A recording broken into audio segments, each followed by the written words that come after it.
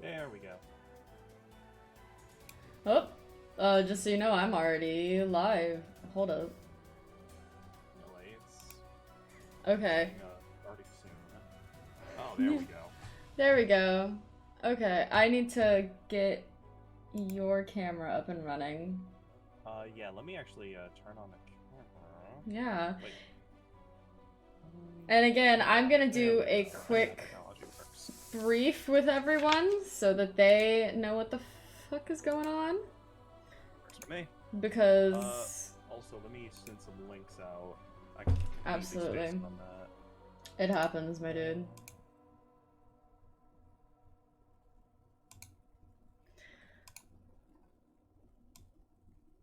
Oh my god, there I am. Ha! Listen. I know what I'm doing. Okay. This is probably going to be the only time for this whole stream that I'm going to actually be interacting with chat. This is just y'all's warning. This is my good friend and DM, Noah. Also, are you still Mystic Merchant on YouTube? I am still Mystic Merchant on YouTube, yes. Yeah. Mystic Merchant on YouTube. Absolutely go check out their shit. I'm about to drop a link in chat. Noah uses he, him pronouns. Noah is the token cis straight guy of our D&D group. Still figuring it out. Vaguely. For now. That is his YouTube that I just dropped in chat. And I'm probably gonna like wait a few minutes for a couple more people to get in here, and then I'm going to start with a brief background of the character I'm gonna be playing today. Noah, if you want to give a brief background of who you're gonna be controlling most of the day, you'll be welcome to, or if you want me to go over it, I can as well. I mean, you go first, I'll give context for the greater world, and I'll also jump in when you inevitably fuck up some details. When I inevitably forget something. Hold up, I want to... Yeah. Are we keeping this, like, as far as swear words go, am I, like, allowed Oh, you to can go cuss. full... You can cuss. Oh, there we go. I have my stream set to 18+, are you kidding me? I know, but, you know, the thing is, you know how I am as a DM. I'm just like a sailor. I know. You know how I talk. So do I.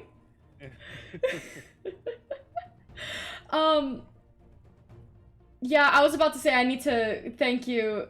Mitsaki, I definitely am fucking up your name again. I think you have to teach me how to say your name every time you join in. I do need to turn Noah up. Hey Noah, talk for me. Talk for you. Is that a bit better, or am I gonna need to hardware turn them up here? I'm gonna do both, honestly, and just turn my music down a little bit. I found a DMCA free D&D playlist. Hold up. Go away, volume thing. Noah, do you know Sombra 3? Because they say boop boop boop, Noah knows who I am. I do. Shut the fuck up, Kez. Hi, Kez. I'm Gray, or Goblin, as most people here know me. I'm actually, it's probably not you. I turned Noah up a bit in OBS. I'm also just loud as fuck, so I'm gonna balance that out, turn me down, turn Noah up, and let me know, because this is the first stream I've done like this, with the second person, exactly like this. So if the music needs to be turned up or down, or Noah needs to be turned up, or I need to be turned down, anything like that, y'all just absolutely let me know. I'm gonna say it again now there's a few more people in here. I'm not really gonna be interacting with chat much unless we go on a break. I've turned off most interactive, redeems, like the rat redeems and like push-ups and stuff like that. Hydrate, stretch, posture check are still good. Noah, you have to hydrate too, so you better get a cup of water. I'll be right back.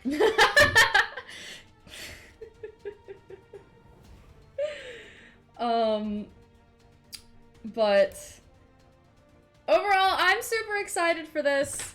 I have my paper character sheet and all of my mini dice, because I hate rolling digital dice with a passion, despite the fact that we do have a digital we use Foundry for our online D&D games.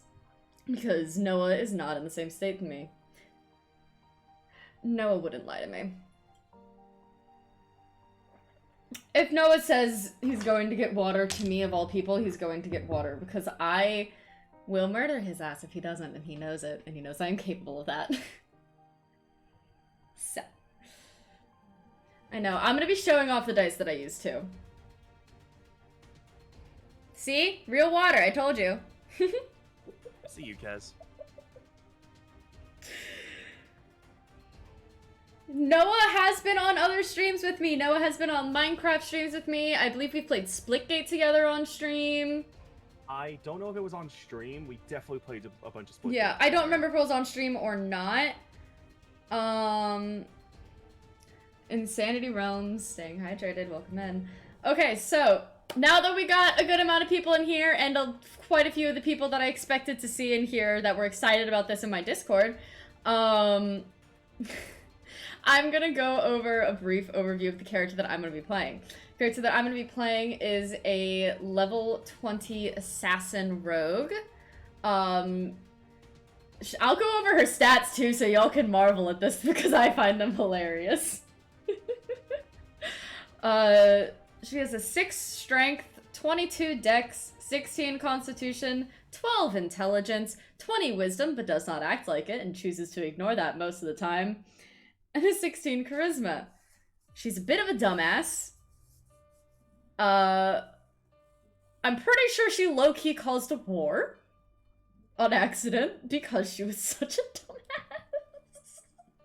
You didn't cause it, but I will say you did not help the situation at all. Yeah, and John, I know you are under 18, so you do not have access to the Discord, because the Discord is 18 up and up. Last I remembered, at least, I don't believe you were 18. Because I think we've had this conversation before. But, she is very attached to her friends and her party members, specifically her husband, who at this moment in our game is laying unconscious in an infirmary, and she did not have the opportunity to tell him she was leaving. I have to, real quick, because there's one particular person in the stream right now who'd be very interested to know what the name of your husband is. Do you want to share? Yes, my husband is Oscar.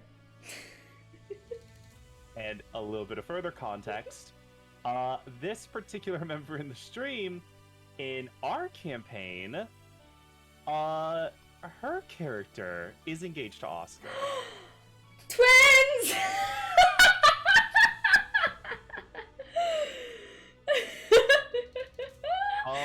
And it literally started with, it literally went, hey, so, what would you think about our characters getting married? They had not dated at this point, by the way. It just skipped straight to marriage. Oh my god. Pig was a lesbian when she met Oscar, too. And then she wasn't. Well, and then she wasn't because of a nat 20 roll to seduce roll that gave Oscar the opportunity to seduce her, essentially. I totally was fine, by the way, with just, like, Oscar and Pink having a flirty back and forth. I know, but I loved it too much to not say that she is now bisexual for specifically this one pretty boy. No, absolutely. It's like, I just saw that happen. I'm like, I mean, well, the thing is, it was like a joke. Like, we were all like, oh, that's, you know, like, natural 20, Pick is no longer a lesbian. It was like one of the hallmark joke moments. Exactly, because you rolled it, and it was the roll itself was a joke, and you rolled it, and then we were all sitting here like natural 20, and I'm like, well, Pick's bisexual now. And it was incredible, and it's led to one of the best couples, and I mean, like, this is a campaign of power couples. Oh my god. Yeah, it is. Pick and Oscar just been there the whole fucking time. Because that happened early game. Like, oh my god, it was incredible. But Oscar is currently sitting unconscious in an infirmary. And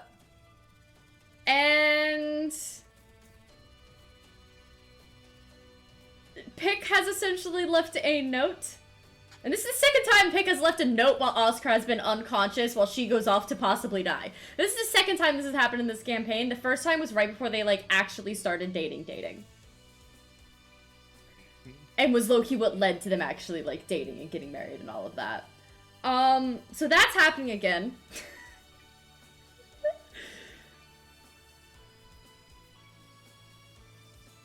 Oh my god.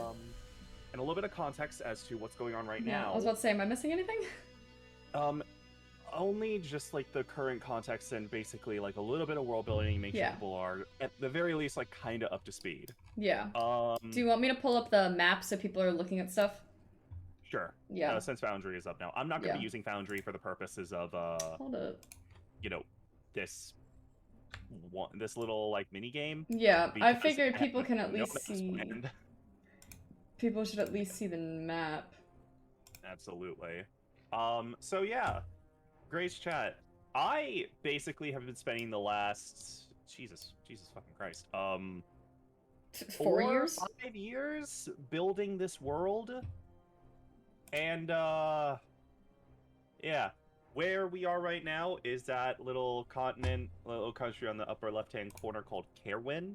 Mm-hmm. They are currently in the city of Argentia, which is like here? I don't know. Yeah, Argentia is like dead smack in the middle of Caerwyn. And basically what is going on now is the party is in the midst of a war. The Onirian Empire, which is in the center of the map, is basically going full Roman Empire on the world.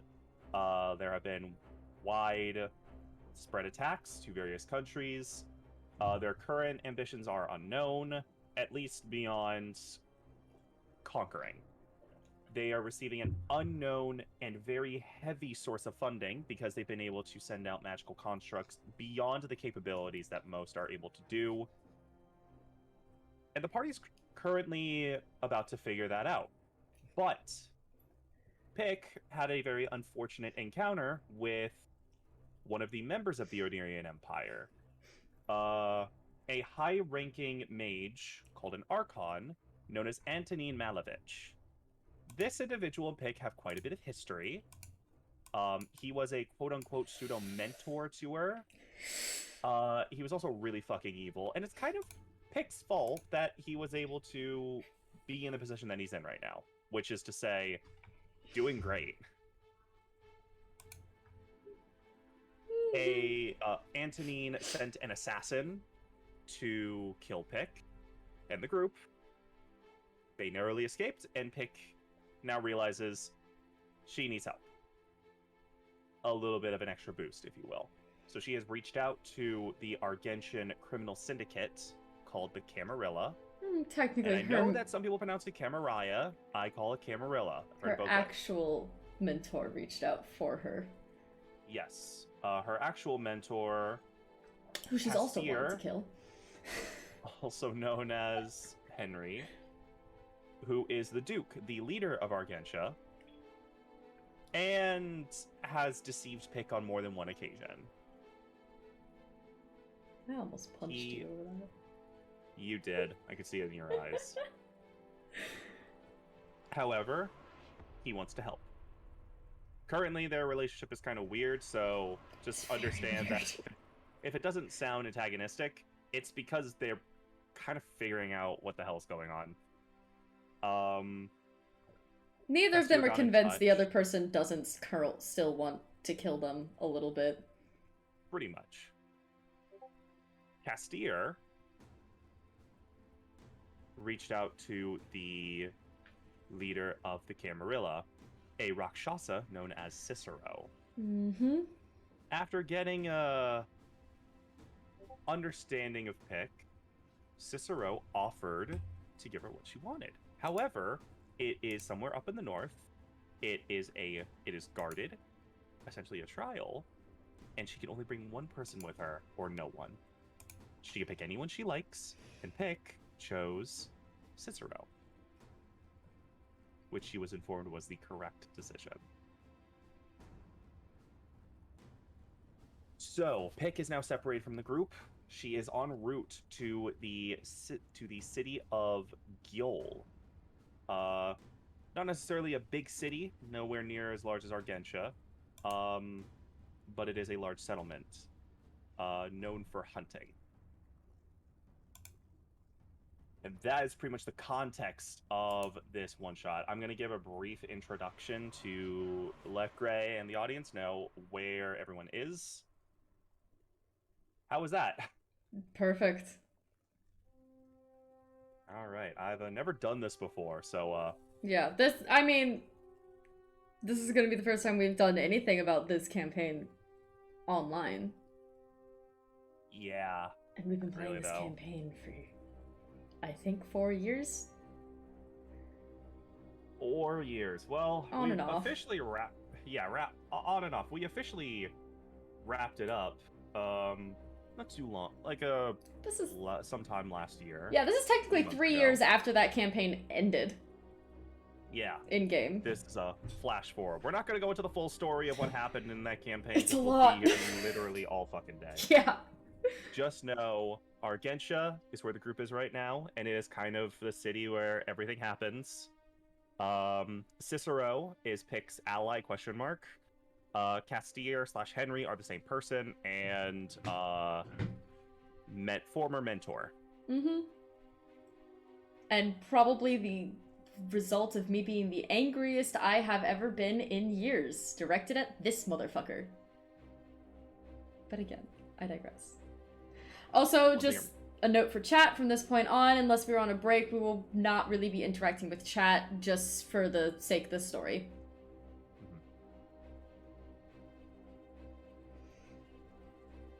Speaking of not interacting with chat, I have to reply to this one. How long are D&D champagnes?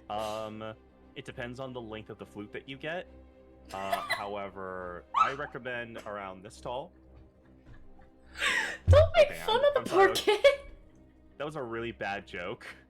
But D&D campaigns, it really depends. Some people like to make them last, like, only a few sessions.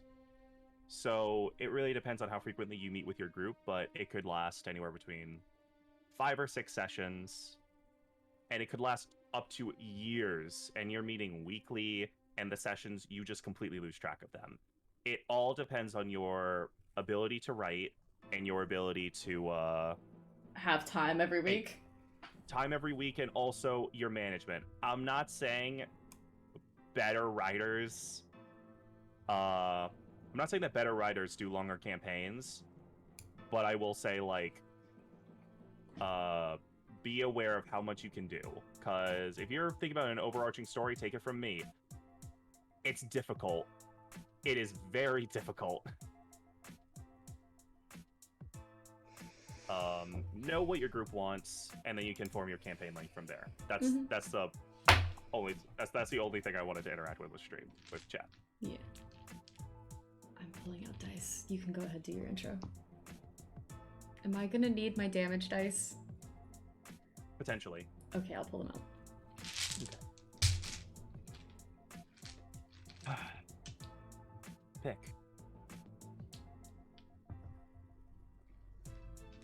The carriage ride is not entirely smooth.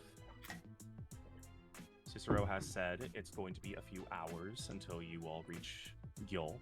You are in a covered carriage, luxurious. The rising sun completely blocked from you. There's a selection of small snacks and drinks within the carriage as it slowly makes its way to the northern city.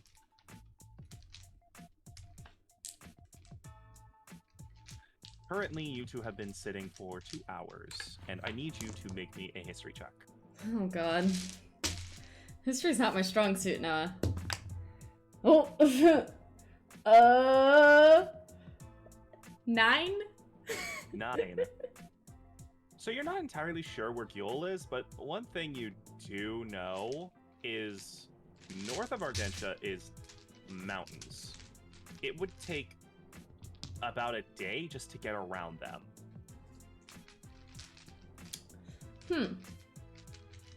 Has Cicero mentioned any particular way we're gonna, get up there and back in less than 24 hours? You haven't asked, so no. He's just sitting there with his glass of wine, backwards hand holding the large red wine glass and just swirling it. So, Cicero, what exactly is the plan to get there and back in under 12 hours? You said you'd have me back by tonight as long as I'm alive. Indeed I did. Do you not trust Cicero to keep his word? I do. I'm honestly just curious. You know how I am. Well, vaguely at least. Inquisitive mind, yes. Cicero is aware. This carriage is not a normal carriage. Rest assured, a journey of days contents. Does this satisfy your curiosity? Enough, yeah. I've never really had a very broad understanding of how magic works, so I'm pretty sure any further questioning will just make me feel stupid. Or uneducated. There's nothing wrong with lack of a formal education. But don't worry. Most of the Galgulum would be stumped by the magic that powers them carry. I'm sure its existence would make them feel quite stupid. Well, at least I wouldn't be alone in that. Indeed, no? How long do you think until we get there? At that, he reaches over and he knocks on the door to the carriage. He presses his ear up against it and mutters something in a language you do not understand. It sounds chittering and harsh. You hear a muffled reply. You notice you have not seen the carriage driver. I'm honestly just not questioning much of this, considering it has to do with the Camarilla. And the less I know about the Camarilla, the better most of the time. We shall arrive at our destination in 10 minutes. Do I get any more, information, warnings?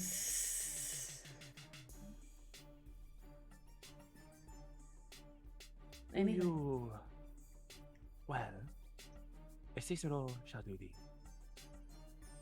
You ask one question, you get a guaranteed honest answer.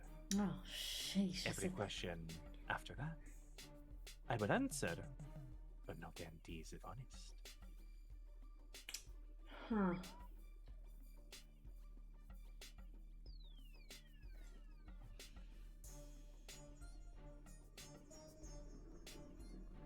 Can I save my question? Cicero will allow this. Okay. I'll let you know when I want to use my honest answer. I feel like it'll be better use later. But Cicero must remind you. Once we enter to find your boon, no question. Fair point. Cicero will let you know when you lose your opportunity.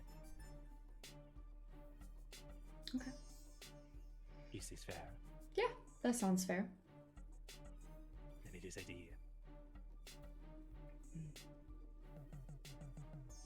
The rest of the carriage ride continues until slowly comes to a stop.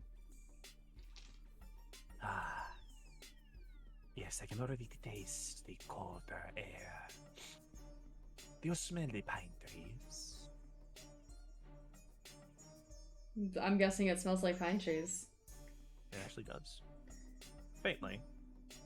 Yeah. How cold is it getting? It's not really cold right now, but then Cicero opens up the carriage door and you just feel a blast of very chilly late fall air. Oh, I should have brought a jacket. We were going north, Cicero warned you. No, that's fair. Yeah, you did warn me. That's... I've had a busy evening. Indeed you have. Do you feel rested? Do you feel ready? Oh, I don't think I'm gonna get more ready. Well then, let us put you to the test. Come along.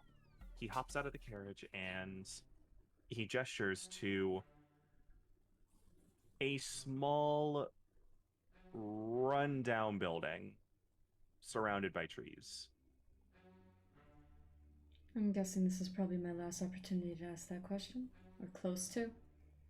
You are certainly getting there, yes. I have an idea. Remember. Oh. Do you want to use your free question?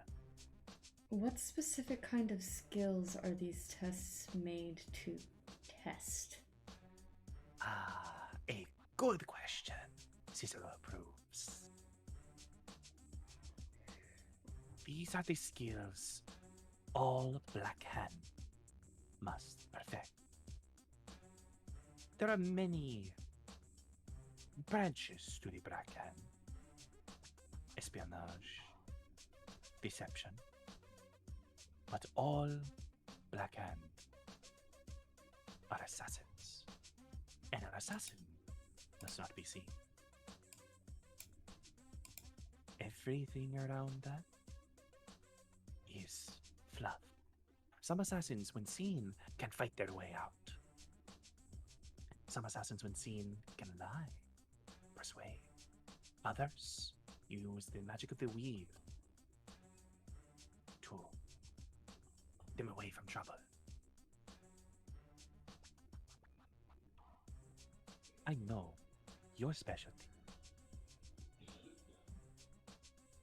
But know that at the end of the day, an assassin must do one thing and one thing well.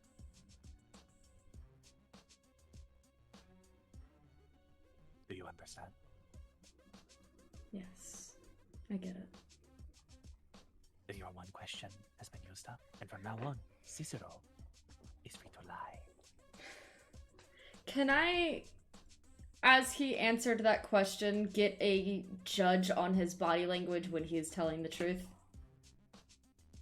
Make an insight check. No, you act like I haven't been mentally preparing for this for the past 2 days. I knew I was dealing with Cicero. That's gonna be a 19. A 19. You feel like you have a decent read on his body language. You feel like you do, however, there is, of course, that little niggle of doubt in the back of your head. This is an otherworldly creature who is significantly older than you and has been, no matter how good at the game you are, he's been playing it longer. He's been playing it way longer. Way longer. It also does not help that you know his history. So you think you have a read. There's that little niggle of doubt in your head. That little doubt can be healthy. True. It can also cripple you. Yeah. True. True. Okay. Well, we might as well head in if we're gonna be back before food. I was really hoping to catch some kind of dinner. Did you not partake in any of Cicero's snacks? You're not from the hills, I assure you. Were there snacks? I told you there were snacks! Oh! Oh no, I'm just excited for some more Genshin cooking. You mortals, you do know natural cooking until you have dined in the brass halls of the Nine Hells. The Iron Halls. Oh, so sorry. I got confused. It's been so long. Have you been to the Plane of Fire? Those are the brass halls. The meats they serve, the sweet pork. Delicious. Well, I haven't been. Maybe one day I'll go. Perhaps. But for now, your boon awaits. He walks into this rundown church, opening the door for you and gesturing extravagantly for you to enter. She will go first, but not step that far in. You'll close the door behind you, and you hear You only hear the swishing of his robe as he passes by you. He has no sound of footsteps. And Pick, I need you to... Actually, no, you realize this. Your blind sense doesn't work on him. Thanks! I hate it! Oh god! No presence whatsoever. He's not a hologram, is he? Not hologram, illusion. Do you want to try and touch him? No, I worry for my fingers. Okay, you'll never know. I'll find out later. I'll figure out a way to find out that's not just like, hey buddy, and pat shoulder kind of thing. I'll figure out a sneakier way to do that. Pick is gonna immediately start essentially just being as quiet as she can and stealthing though, because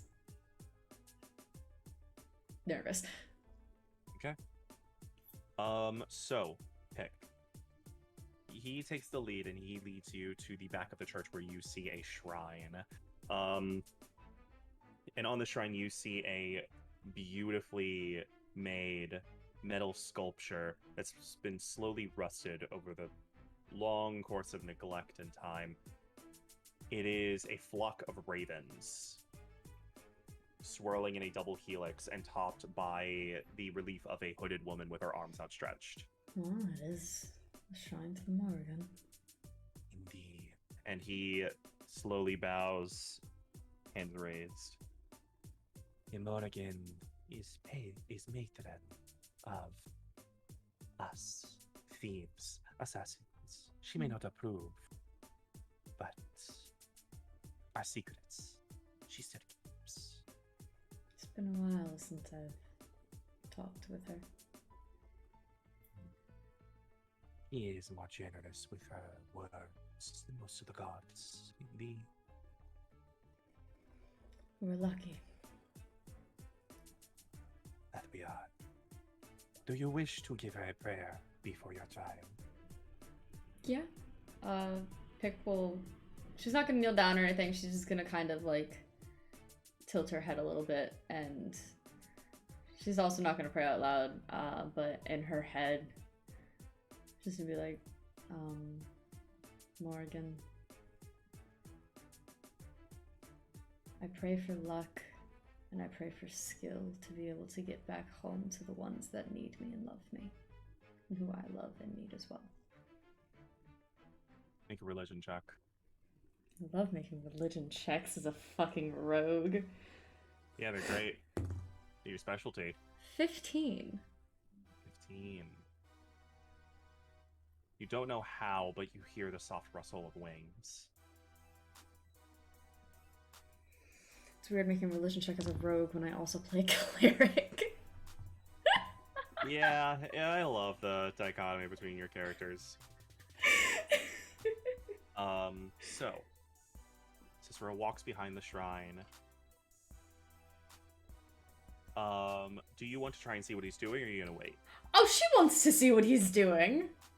You walk over and join him, and you see his backwards hand is placed up against the back of the relief sculpture, and you see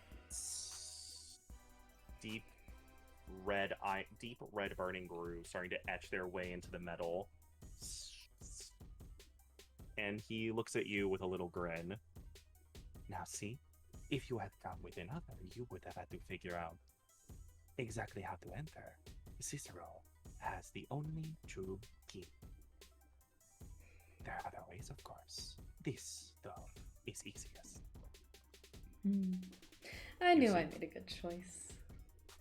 Indeed you did. Once the red hot grooves make their way through the metal, you eventually hear a large clattering, banging sound. A section of the stone floor has risen, split, and is slowly opening before your eyes, leading to a staircase that goes downwards. And now from here, Cicero takes the rear. You go first, Pick. This is you. Cicero has given you key, and now Cicero will follow.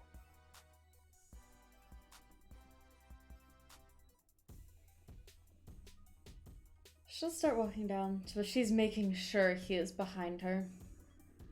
Okay. As you're making your way down, it is clearer to you than ever. You cannot rely on your blind sense with him. He has no presence. God, I hate that. That's probably so uncomfortable considering she's had that blind sense for so long now. Yep. You cannot hear his footsteps. You can only hear his robe brushing up against the stone. And you have a feeling that if he wanted to, you wouldn't even get that. Pick's also going to be trying to make her footsteps as quiet as possible because, you know, rogue coping skills is to be silent. Very true. You make your way down and down and down until eventually you reach a doorway. It is solid stone, and the only features on the door are intricately carved reliefs with multiple handprints, varying sizes, shapes, different races, different species. They're all overlapping against one another. There is no keyhole. Instead, you see two wide slits. Well, not wide slits, long slits. And when I say long, I mean definitely like long in terms of like a key. They're about this big. Almost like this big. a little like credit card swipe. Not necessarily a credit card swipe. It's not shallow. It's not sticking out of the stone. It actually looks like something is supposed to be inserted inside of it. Inside of them. Is there anything else in this room? Huh? Is there anything else in this room? This is the end of a hallway. Oh. Is there anything like on the walls, on the floor? Are all the hands like the left hand or the right hand, or are they mixed? Make me an investigation check. I'd like all of the information. That is a... I can do math. I can... 24? 17 plus 7 is 24, right? 17 plus 7 is 24, yeah. Okay, so pick. You investigate a few things. First of all, the hands are mixed. Interestingly, depending on what side of the door it's on, there's a seam in the middle. On the right side, it is the right hand. On the left side, it's left hands. You press your hands up against the door, you give it a cautious tap, nothing. No response. But you notice around the slits is a circular mechanism. It looks like something's supposed to be inserted and then twisted. And the slits, you have a sneaking suspicion that they are rather deep. Are these sword-sized slits? They are sword-sized. If I lose more swords because of you. Do you look to see if Cicero is still behind you? Yeah, she's gonna check and see if Cicero's still behind her. She's making sure that motherfucker's with her. He has his arms crossed, and he's watching. Fair. His golden tiger eyes locked on you. She's going to take out her two short swords. Give them a little spin. Because... why not? Put them in the wall and try and turn it. You slide both the swords in the wall, and then you twist. The door immediately clicks, and then you hear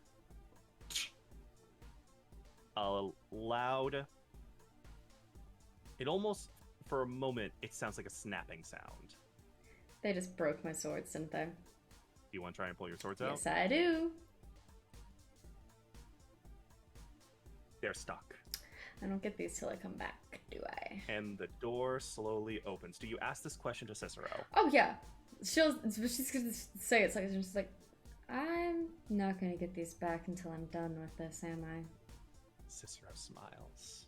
Says nothing. They don't want us to rely on strength or damage. They want us to rely on cunning and stealth. Okay. She'll walk forward, You- remembering that she has other weapons. The door opens slowly and just enough. Yeah. You squeeze on through, and you're making sure Cicero's behind you, right? Yup. Cicero joins you. You are in a pitch black room, but with your tabaxi sight, you have dark vision, yes? Yes. How far? The normal length. I don't have that written down. I can Google though. Because some races have it 30 feet, others have 60 feet. Yeah. At least as far as I think so. Again, like, I don't know all the races features off the top of my head. Dark vision. Tabaxi. Oh, I also forgot to mention, I play a Tabaxi rogue. Essentially, she's a giant cat. How did we forget to mention that? Because I'm stupid sometimes. It's okay, so am I. Dark vision, dim light within 60 feet as if it were bright light, and in darkness as if it were dim light. So 60 feet. 60 feet. 60 feet. This room is completely and utterly pitch black. Your short swords are gone. I have Now, daggers. quick question: do you have daggers? I have 2 normal daggers, and my dagger of venom. Your dagger of venom. Okay. And I think I just have a +3 dagger. Hold up. How do you have a +3 dagger? Oh, the magic one that we found when we were in the stomach of the Dreadnought. the astral dreadnought. Y'all never got that checked. We didn't. I don't think y'all ever had that investigated. So you know what? I will She's ask you. married to an artificer. Well, no one mentioned it again. It's been 3 years. Well, then we'll say it's at Oscar's place. Oh, fine. I'll just have the 2 normal daggers and the dagger of venom. That's fine. So, step into the room slowly. My apologies. Slowly and cautiously. And then you hear a loud screaming echoing through the room that just goes. And then the door closes behind you. You turn around, Cicero's gone. Fucking bitch! At that moment, another sound comes from the opposite end of the hallway. And in this darkness, from the ceiling, you suddenly see bright spotlights She's avoiding the that are spotlights. starting to move towards you. I need you to make me an acrobatics check. Yeah, she does not want to get caught in these spotlights. I don't know what the fuck they are, but I don't like them. You said an acrobatics check? Acrobatics check. Thank God for reliable talent, because it's 22 and not a 15. 22. Yeah, with that, you manage to slip your way between the spotlights close around you. They all converge on your position, and they are moving all over the door, seeing neither you nor Cicero. Mm-hmm. You are hiding in the darkness, and then you hear it. Can you hear sound effects from me? Vaguely. They're a little quiet. It's quiet, and then you start hearing heavy footsteps echoing from down the hall where those spotlights came from. This is a much larger hallway than the one that you were in. Completely smooth stone all the way through. It is 15 feet wide, 15 feet tall. It is a perfect square hallway. And you hear those footsteps get closer and closer and closer. And then the spotlights begin to move back towards you. And they are moving sporadically. You can see them moving across the walls, suddenly changing directions. They are scanning every single inch as best they can. She's still doing. And they are moving quickly. She's still doing her best to avoid them. Do I get to roll another acrobatics check? I will ask you a question, actually. Oh. You hear heavy footsteps approaching. You don't know what they are. They haven't reached you yet. You see the spotlights coming towards you at a very fast pace. Do you want to prioritize stealth or acrobatics?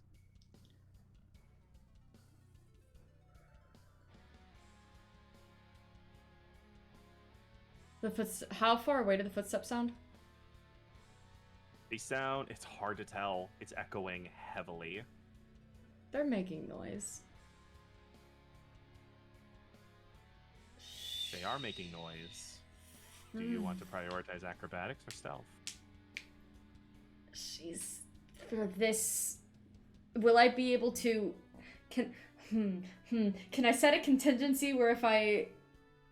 For how close this thing can get before I start prioritizing stealth?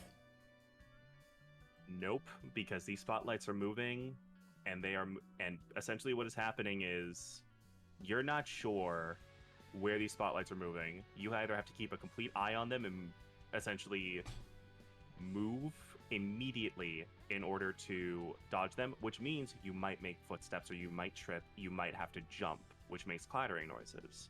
Yeah, Or... Sorry, allow me to explain pretty much what this is going to do in gameplay terms. If you prioritize acrobatics, you're going to have disadvantage on your stealth roll. If you prioritize stealth, you'll have disadvantage on your acrobatics roll. I'm going to prioritize acrobatics. Okay. I have Roll more me confidence in my acrobatics. stealth. Roll an acrobatics check and roll stealth with disadvantage. My acrobatics is another 22. 22.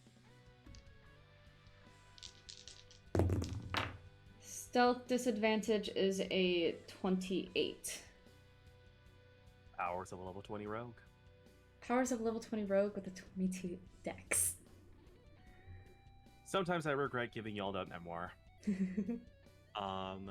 You are moving with cat-like grace, jumping in between the spotlights, maneuvering around them, trying to stay ahead of them, and then you see it. There is this single large entity clad in stone armor from head to toe. There are the seams are almost non-existent. The weak points that you know in armor are not there. You just see solid stone and a big singular golden eye in the middle of its visored face, and it is moving slowly towards the door. The spotlights, when they approach and make their way towards him, they circle around him, forming a ring, a pure bright light. No gaps in the ring? No gaps in the ring. You have avoided detection from this construct as well as the spotlights. Would you like to try and make your way down to the end of the hallway, or are you going to observe it? She's gonna sit and observe it for a little while. Not for too long. She doesn't want to linger. Make a perception check. I'm good at those. Oh, that yeeted itself off my desk. Oh. Ooh. Ooh.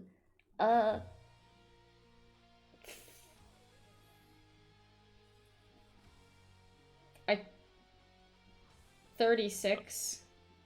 36? Yeah, I rolled a 19. Jesus, okay. Then you do see him.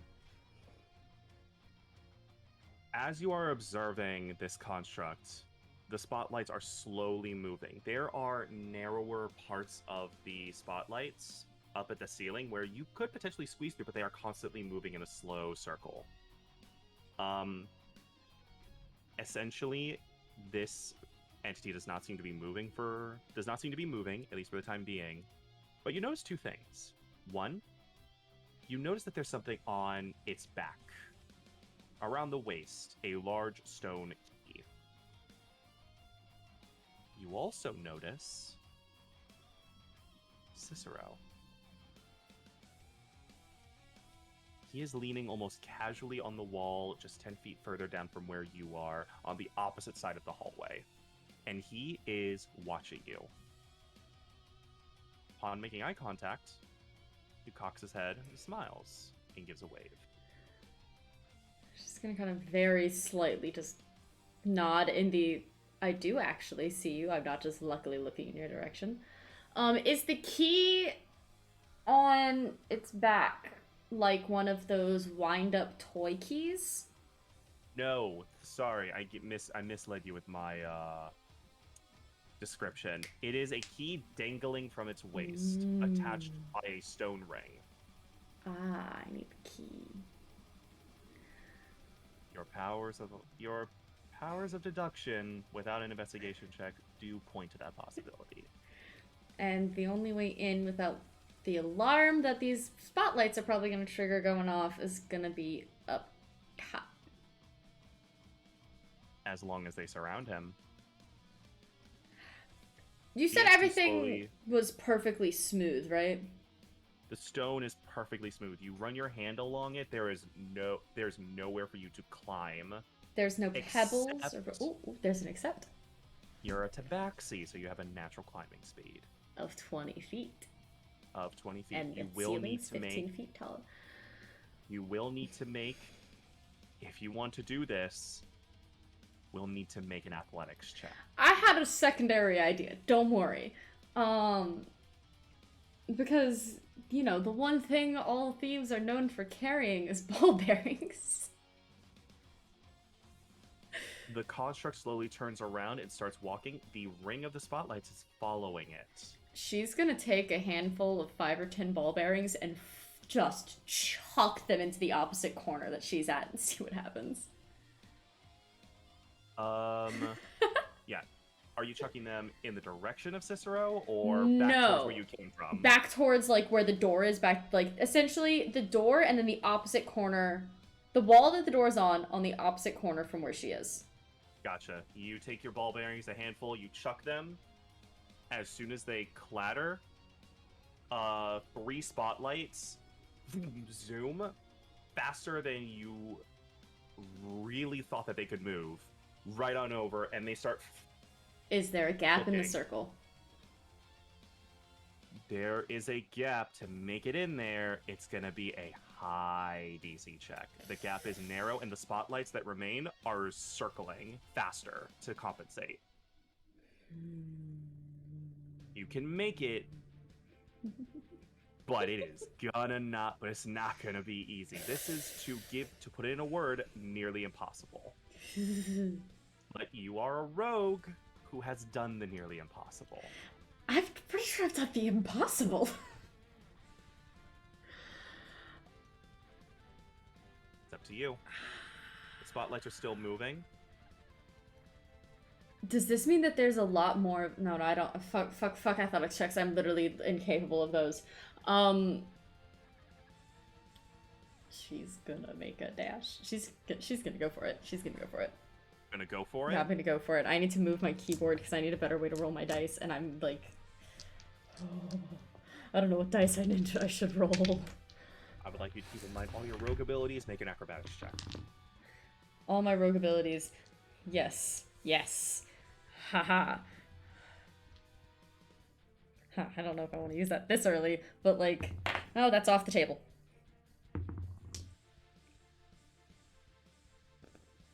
It's not a 1, just give me a second to look at stuff. Okay? Okay.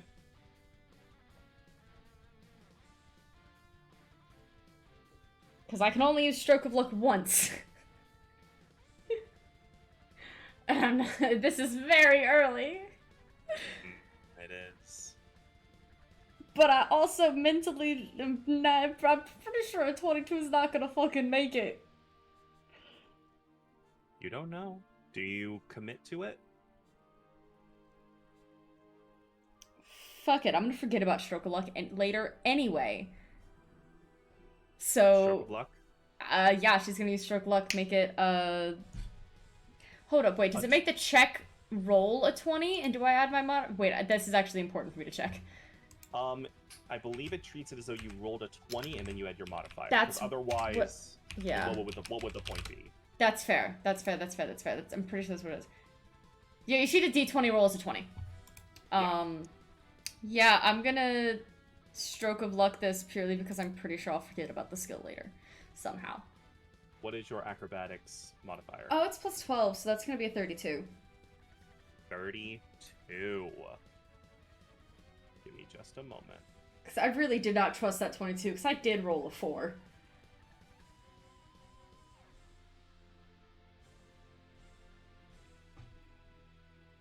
Imagine Pick with the actual luck feat. I did say, in quote, it was nearly impossible. You did. Nearly impossible is the DC of 30. So, with unbelievable luck, you make a dash for it, and in a moment, you stumble, and your internal timing is off. You literally just look at the spinning lights, and you have no idea if you're going to make it. You close your eyes, and you just push your foot forward, and you are right behind him, inside the circle.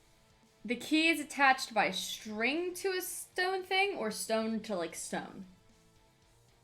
You carefully look at the ring. The ring is like, basically think like comical video game shape, where it has like the big hoop and then, like the key part. There is a solid stone ring around it. So I'm gonna have to break that. Right now it is looking like that. You're not entirely sure. Well, right now, just looking at it, it looks solid. How far, like, above this? Because you said this creature was large. How far above her is this stone ring to where she would need to get to take a closer look? Oh, this thing is like maybe 10 feet, 10, 12 feet tall. So for you, it's like waist level is actually, That's not actually like eye level probably. Yeah. I'm like 6 feet tall. Little. You're taller I'm than like 6'4". It's like stomach level to you. Yeah. Yeah, or chest level. She's gonna keeping her steps quiet and kind of like matching this thing's footsteps. Cause did it keep walking or did it stop? Oh, it stopped as soon as you threw the ball bearings. Okay. She's gonna, being stealthy and quiet and sneaky rogue, she's gonna take a closer look at this ring to see if there's any trick to getting it off without alerting this thing. Make an investigation check. Investigation. That's a 19. 19. It's almost imperceptible at first. And then, as you gently turn the ring around, you see it. There is a fucking combination lock on the stone with 2 little wheels that you can turn. She's very quickly looking around for any hint as to what the fuck the numbers are. Is it numbers or shapes or what? It is numbers. Okay. It goes from 0 to 5. 5, 0 to 5, 2. That's. I can't think of how many different combinations it is right now. I can't do math. Can she look around the room and. Because, like, how hard is it to stay inside this circle with the thing? You essentially have to stay right on it. Well, that's fine. I'm fine with that. I'm very good at not existing. I'm something with one eye and stone skin. I don't know. My brain says it's not that. Well, not imperceptive, but not gonna feel someone breathing down its neck. That's just my guess. Get the feeling that that's the case. Yeah. It hasn't noticed you yet. Yeah. She wants to look and see if there is any hints or clues on this creature that she either saw earlier and just didn't really just dismissed because it looked like nonsense, or can now see while being closer and up on it. Make me an investigation check. Ooh, 26. 26. This die is always good to me. 2 numbers. What have you just been seeing when it comes to this particular place? Not the room.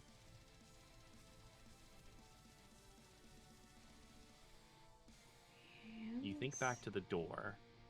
You think back to the shrine. You think back, where could I have seen a hint? And as you stand there and think, you feel 2 possible combinations come to you.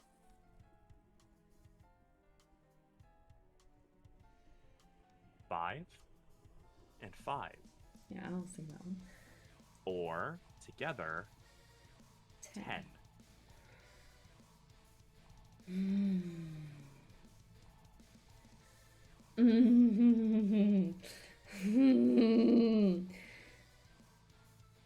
She's gonna try 5 and 5. Carefully moving it. Can she tell if it clicks before she tries to pull it? 5.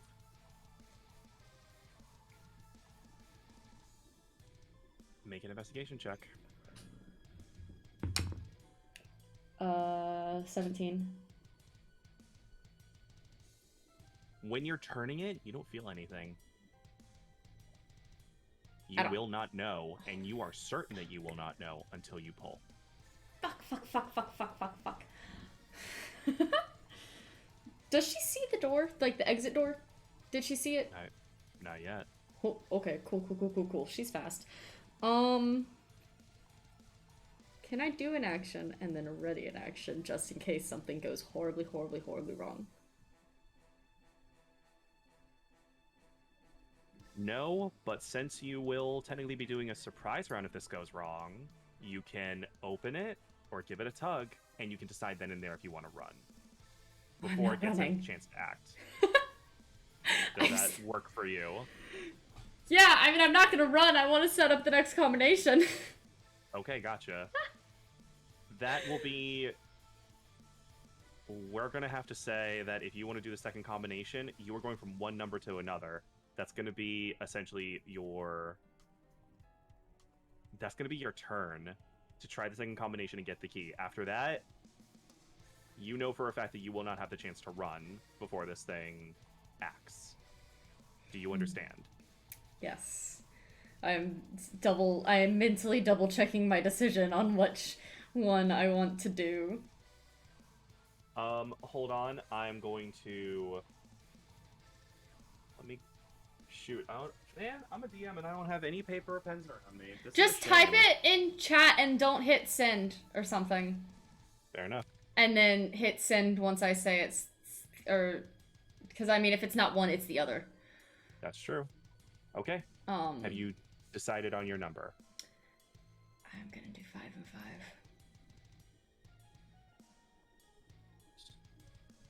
You click them into place. You tug. Yes! Just so that no one thinks that I was BSing. Fuck yeah! Okay. Did it notice that she got it? You pull it, and the stone ring immediately vanishes. The key drops, but you catch it. I have to get back outside of this circle. Fuck! Yep, you feel a rush of victory. You look back. The ball bearings are no longer distracted spotlights. You are now looking at a completely solid, bright circle around you. This thing had started turning around and, like, walking back, right? Once the circle kind of was just spinning for a while? Yeah, it's slowed down, but it's a solid circle now, and you Yeah. look, the only way to get up to the ceiling is either a very, very impressive feat of athletics, Which I will not be able to do. or you use this thing as a springboard. You look over to where you also, as the construct is making its way back down the hallway it came, you see Cicero slowly moving down as well. He is watching you, and you can see his interest is very peaked. Yeah. He's sticking to the edge of the wall, and he is just, again, he's watching. She's gonna be matching this thing's footsteps, first of all. Okay. And she's going to wait until she... Because I'm assuming she can kind of, like, either see, like, duck her head up by either side, or, like, look down and look between its legs kind of thing. To, like, see what's ahead. She's going to keep walking with it down the hallway until she can see the door.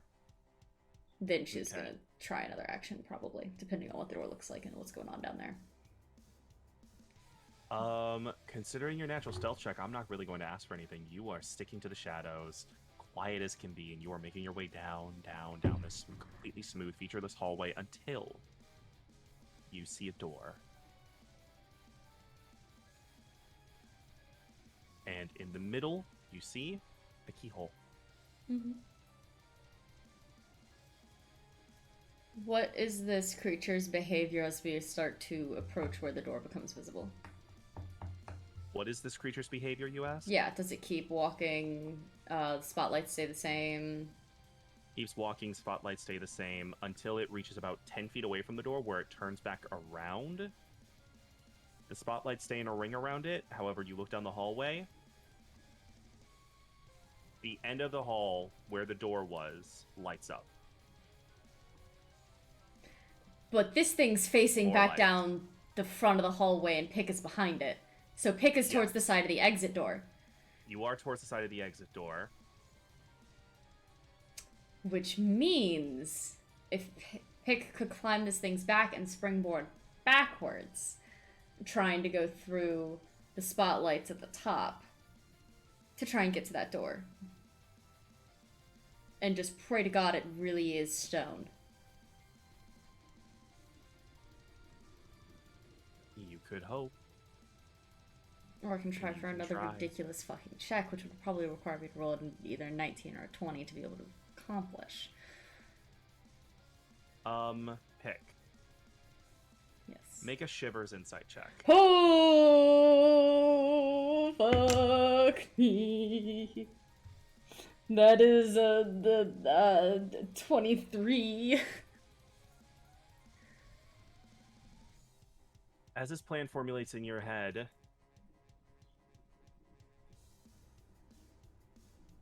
no one's gotten further than 5 feet. After touching You don't see the ancient dust lining the floor of previous infiltrators. Those who weren't welcome. As you formulate this plan in your head, you slowly sink down and you realize that will kill me.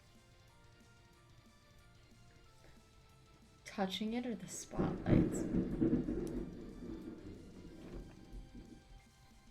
You're not sure. You just feel a great sense of danger associated with this plan. Sorry, that thunder was very well timed and scared me a little bit.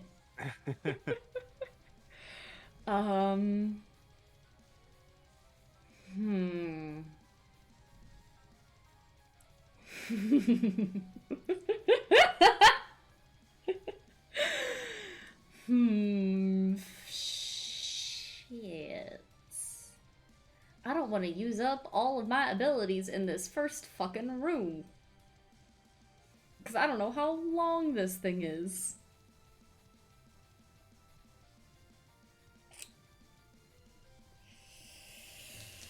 Okay, what rogue shit do I got here?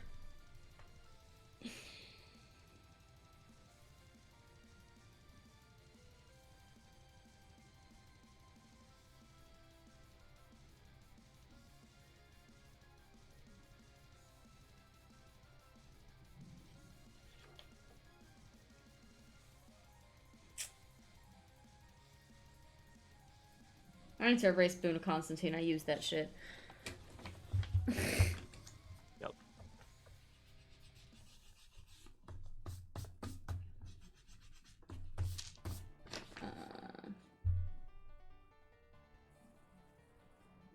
Oh, fuck.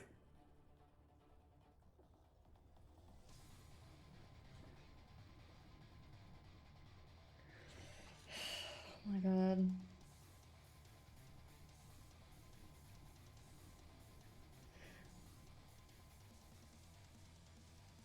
Because, I mean, I could use Cloak in the Mountebank and just bamf over there, but again, that would probably work.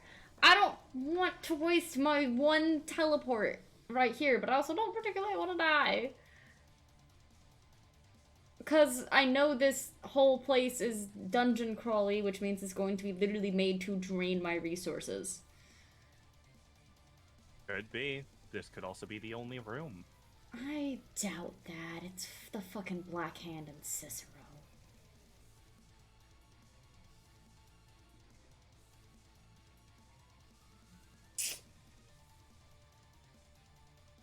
But I also don't see any other action. Because if I throw anything from inside the circle, because this is going to be me talking out loud for a minute to make sure I have all of my possibilities laid out and where they could go wrong. Because climbing this thing, jumping through those, no, I feel like I'm gonna fucking die if I try that. Nothing left to die. You see more of the hallway just light up.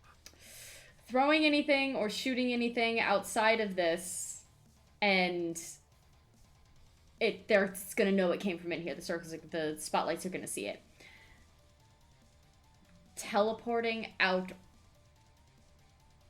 or killing this thing are like the only option. And I don't really trust myself to kill this thing because it knows I'm in here. It's not gonna be surprised, will it?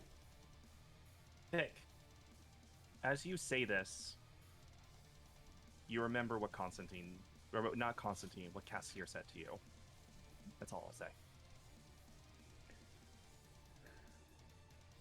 That an assassin is known for two things. One of them is... Cassier, not Cicero. Oh, Cassier. I need to risk Cicero. I need to find a way to make this thing threatened by Cicero. I should have thrown the fucking ball bearings at Cicero. Okay. Where is Cicero in the room? Is like, will these spotlights aren't gonna hit him before they hit us. You see Cicero, he is not by the exit door. He has maneuvered past the spotlights, and he is just waiting outside the ring, and he is watching you. He seems to know that the spotlights won't leave the location. Otherwise, he just looks completely relaxed, and he's just watching you. He can see the gears turning in your head, and he is smiling.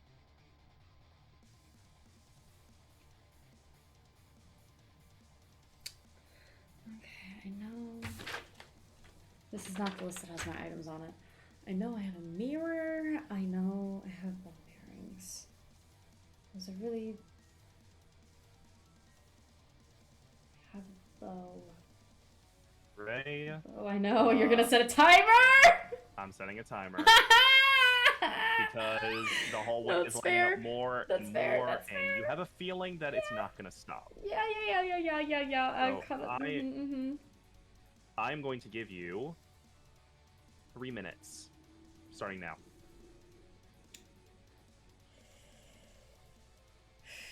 Have these spotlights gone over this creature at all? Like, have they passed over it or touched it? Thinking back, no. They have maneuvered around it, even when the ball bearings distracted it. Even when the ball bearings hit, you notice that they did not pass over it. Just the ones that were closest to the ball bearings immediately zoomed over. Okay. Do I... Can I... Oh, I have an idea now. Can I time it to where I have another small handful of like 5 or so ball bearings, and I kind of shoot them up and try and get them... I know this is gonna be a risky fucking maneuver. This is, but like I could try and get them through the top where there's gaps, and then down to like almost right behind Cicero. You can go for that. So you want to take a handful of ball bearings, chuck them up while you have the key ready to run. Yeah. And I want them to land near Cicero. You have 1 minute and 40 seconds left. Is that your plan? Yeah, because that's all I've got! Do you want to surprise Cicero with this? Yeah!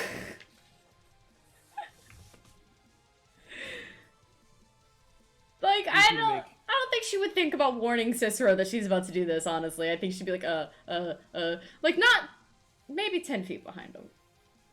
You need to make a sleight of hand check. You're already behind this thing. It is obstructing your movement. You don't have to make a stealth check from him. But make a sleight of hand check. Okay. You have 1 minute left. Also, I feel like she wouldn't intentionally hide this from Cicero, but she wouldn't warn him. Okay.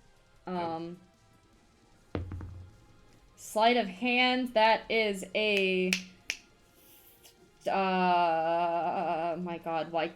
18 plus 15. That is a 33. 33. I knew it was a 30-something. Okay. Putting the timer away.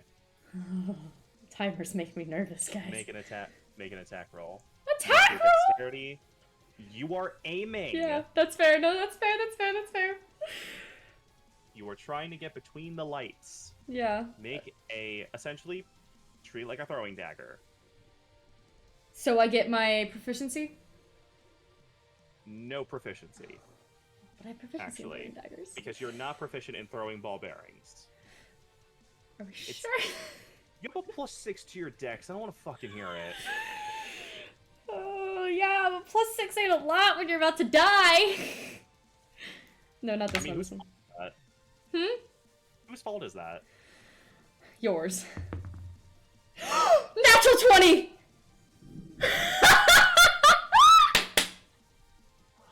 I'll fucking pull my Take the camera ball down. bearing. Don't believe me. You take the ball bearing. You can you get you toss the ball bearing up as the lights spin. Completely hidden by the darkness. You hear ting ting ting ting, ting, and then all of a sudden, another 3 lights drift out, and Cicero looks at the ball bearing, looks up right as the light hits him, and his eyes widen. Oh no! Immediately, all of the lights go right to Cicero, and the construct. You hear.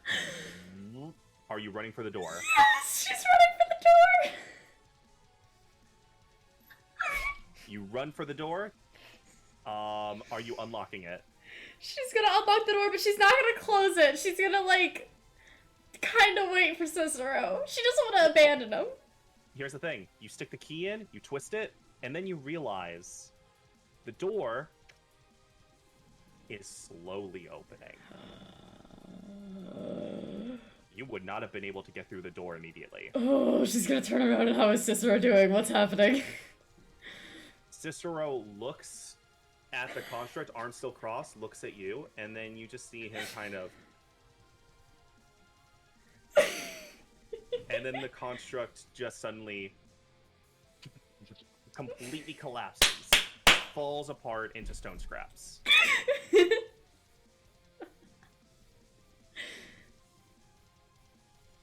Well, I did not think you would be so bold. I've got people I need to stay alive for. This is true. Congratulations for passing the test. The door has slowly opened up more and more and more, until it is wide enough for you to enter. Is Cicero, like, walking towards her? Like, coming with? Oh, Cicero is coming with, yes. Okay, cool. She's gonna wait till, like, he's, like, right there and then walk through the door. Making sure he's following, because fuck this little bitch. I might have just almost... I knew he would have died. Cicero notices you and your hesitance and gives a smile. Come now. If I want to come now, I am not here to kill you, but I'm also not here to help beyond my capacity. You seem to already understand this, yes? Yeah. I'm just making sure that you're sticking with the group. Fair. He does take a step forward, and he seems like, now that you are keeping an eye on him, he is going to stay in your line of sight. Wonderful. She'll walk through. You walk through, and now you are in a proper room. And as you enter and the stone door closes behind you, all of a sudden, torches flaring up, draping the room in an eerie purple light. And you see shelves, cobwebs, and mostly broken glass vials. You walk along these shelves, and you just see all of them are broken, fractured, rotten. There's black liquid. You know this black liquid. It's very familiar to you.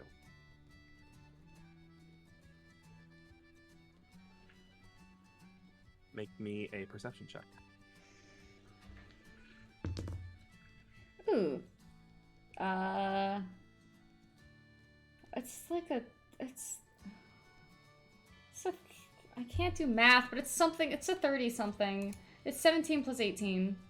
17 plus 18 is 35. Okay, I'm pulling up a calculator so I stop looking dumb.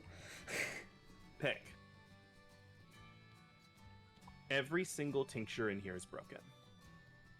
Every single one.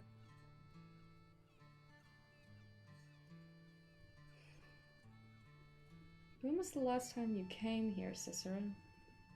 Cicero was looking around. Well over a century, maybe two. Did it look like this when you left? No, not exactly. Were there actually intact vials when you left? There were quite a few, in fact. Does this surprise you? It is unfortunate. It looks like we came here for nothing. Claps his hands. He doesn't turn to leave, does he? He's looking at you. Yeah, no, she's taking a closer look around. There's something hidden here. That's not it. She didn't come this far just for nothing. Make me an investigation check.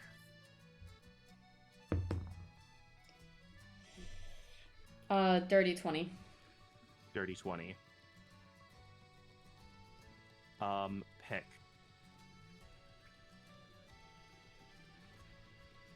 You are stubborn. Mhm. You look around and you refuse to stop. At first you don't touch anything, and you find nothing. You look around, you look for hidden mechanisms, and there is nothing. You are walking around more and more fiercely.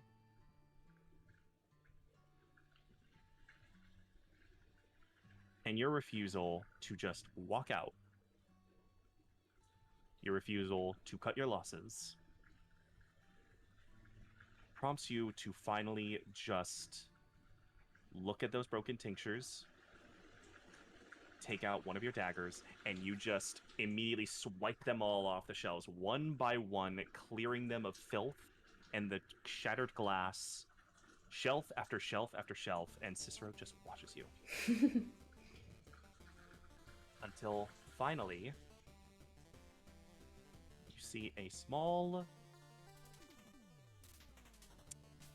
hole, about this big.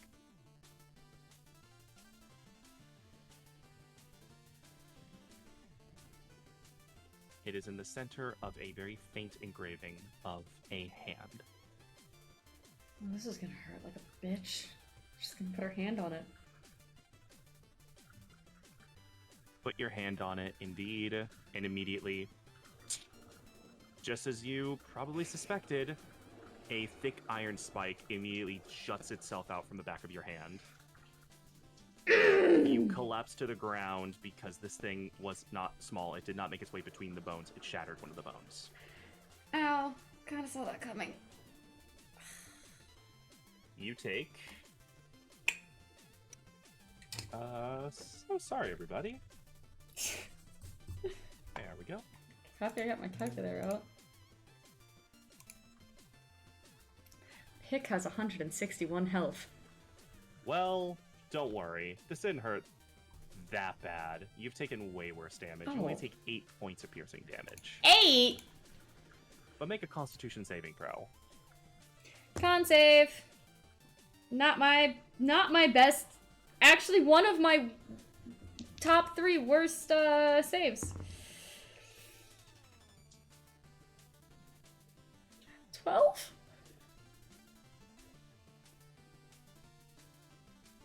Say that again? 12? I didn't hear you. 12. 12. You hit the ground, and the spike recedes from your hand, and you bring it to you, and you're just rubbing it like, okay, that could have been worse. And then you notice black veins just under your fur. It's always my fucking right hand every time. You slowly stand up, You look around. Cicero's gone.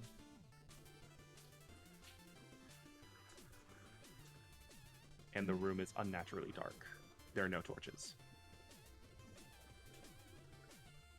This is real. Say She it one more knows. time. Is this real? She's gonna like kind of mutter that out loud to herself, and she knows where Cicero was last standing, right? Yes. She's gonna walk towards that spot and kind of reach out her hand. Completely empty.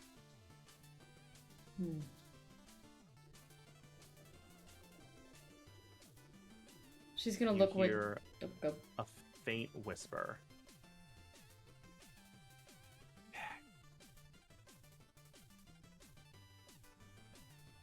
Winter Sun. Yes. You have the blessing of the Black Hand with you already. Yes. Why are you here? To seek the second hand. That's what it was called, right? It was referred to as a second hand, Yeah. yes. Yeah.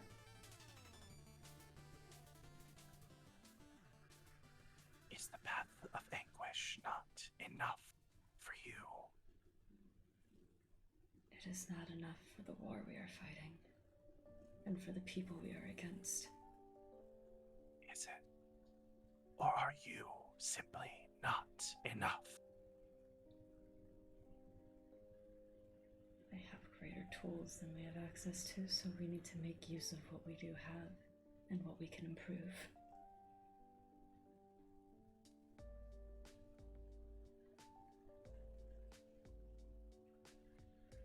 You hear just thick silence before You want a black hand, a second for the thirst. Yes. We offer a trade. and you turn and you see in the center of the room that what previously wasn't there a pedestal with two iron shackles and over it a guillotine. One hand for another.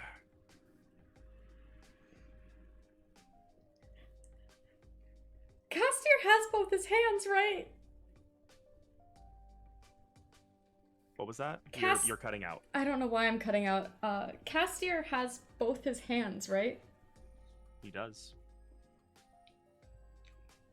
I don't trust what he looks like to be true anyway. Shit.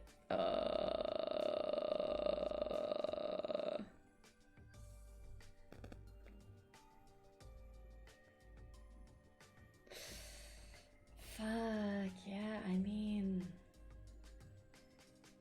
yeah, she'll put her left hand in the left shackle, I guess. Is there anything, wait, before she does this, is there anything else that she can see in this room other than, like, the things that were there previously? No. In fact, as soon as this pedestal appeared, the room not only seemed to shrink, but the shells are all gone, and you are looking at a room full of handprints. Which hand? Mix? Left and right? Yep. All over. Does she ever see two of the same handprint left and right next to each other? Nick, as you try to investigate, your eyes are slowly being drawn more and more to the pedestal. Let me look at The corners of your eyes are starting to go dark.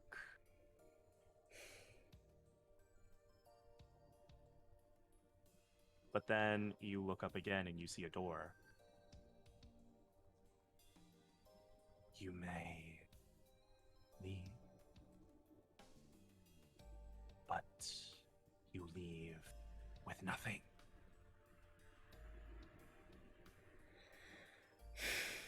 She's gonna right herself, stand up straight, and walk towards the shackles and put her left hand in. You slide your hand into place. The first shackle closes around your forearm just below your elbow. The other wraps around your wrist. And they tighten and pull down. Your arm is stuck. You She hear doesn't a struggle. horrific grinding sound as the guillotine slowly slides further and further up and up and up out of sight. She's just make sure to steady her breathing. She doesn't want I to need bleed out. you. I need you to make me a wisdom saving throw.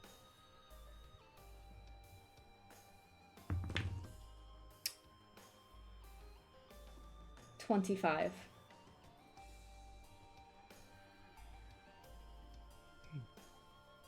Initially, a great fear takes you as the grinding stops. Your other hand is twitching towards the shackle. It's not secured. You can easily take it off. You look and you see that there is a latch. You can remove your arm and save it. You can save your hand. But you don't. You just steady your breathing, you curl your fist, and you just get ready. And then the sound of grinding iron comes down, and then your vision goes immediately red as a horrific pain fills you. The guillotine slides down, and you look, and it is chopped off halfway. One of the bones is sheared. You are bleeding, but your hand is not off, and the guillotine slowly starts to grind and pull its way slowly back up. You are feeling more pain than you ever have before. This is horrific. You look down, and you know that Stacy can fix this. You know people can fix this. You can leave. You can still get out of here and save yourself and still have your hand. You'll be in pain, but you'll still have it. Do you choose to leave? No. Make a wisdom saving throw.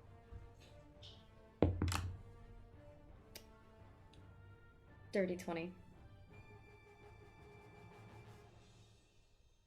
Damn, I gave you stubbornness and you won't let me use it. I'm already just too stubborn. With a deep, with a muffled cry of pain, you try and clench your hand. You can't. Your hand is dead. But instead, you grip onto the edge of the pedestal and you just wait for the guillotine to go up. You watch your blood slowly pool onto the pedestal, dripping down. You look around and you see other hands, the prints starting to sweat and bleed blood that oozes from the walls and slowly starts to gather onto the floor as the guillotine slides down. And your hand comes free.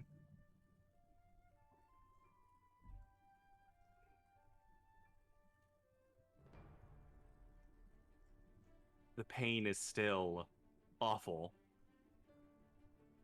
Terrible. But you grip your arm. You were ready for this. The shackle comes free and you stand clutching, trying to keep the blood from coming out too much. She has I can send you the picture in the new design if you want proof of this, but she has a green sash that she has around her waist because she's been trying to use more color. She's gonna take that and use that to kind of tie around, put pressure on to kind of help stop the bleeding a little bit, slow it down at least. And she's gonna keep trying to keep her breathing steady so she doesn't panic and make it worse. You try, you wrap, and you tighten. The blood just keeps coming out. You hear that voice once again in your head.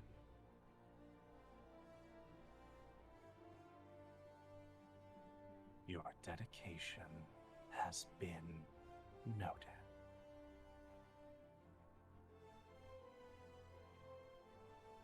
And you're into the deal. Wake up, big. And then you open your eyes, and you are clutching your still intact hand. But your hand is holding something. A black tincture. Like get to chug this too. I'm guessing Cicero is now standing pretty much directly in front of her or something. He is. Cheers, I guess. She's gonna down it. You uncork the tincture and you immediately drink it. The thick, syrupy black liquid burns down your throat in a familiar sensation that you did not think you'd ever experience again. And within the roiling, dark creature that makes up the Path of Anguish is joined by a friend. Pick. You feel a deep pain in your stomach as all of a sudden you buckle over.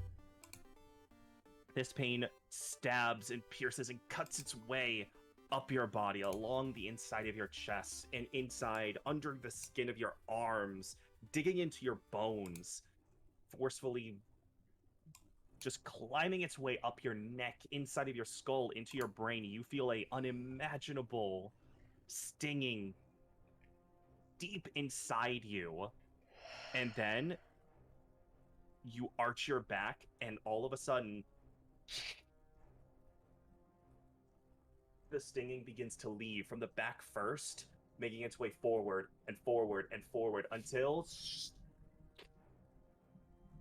something parts from you.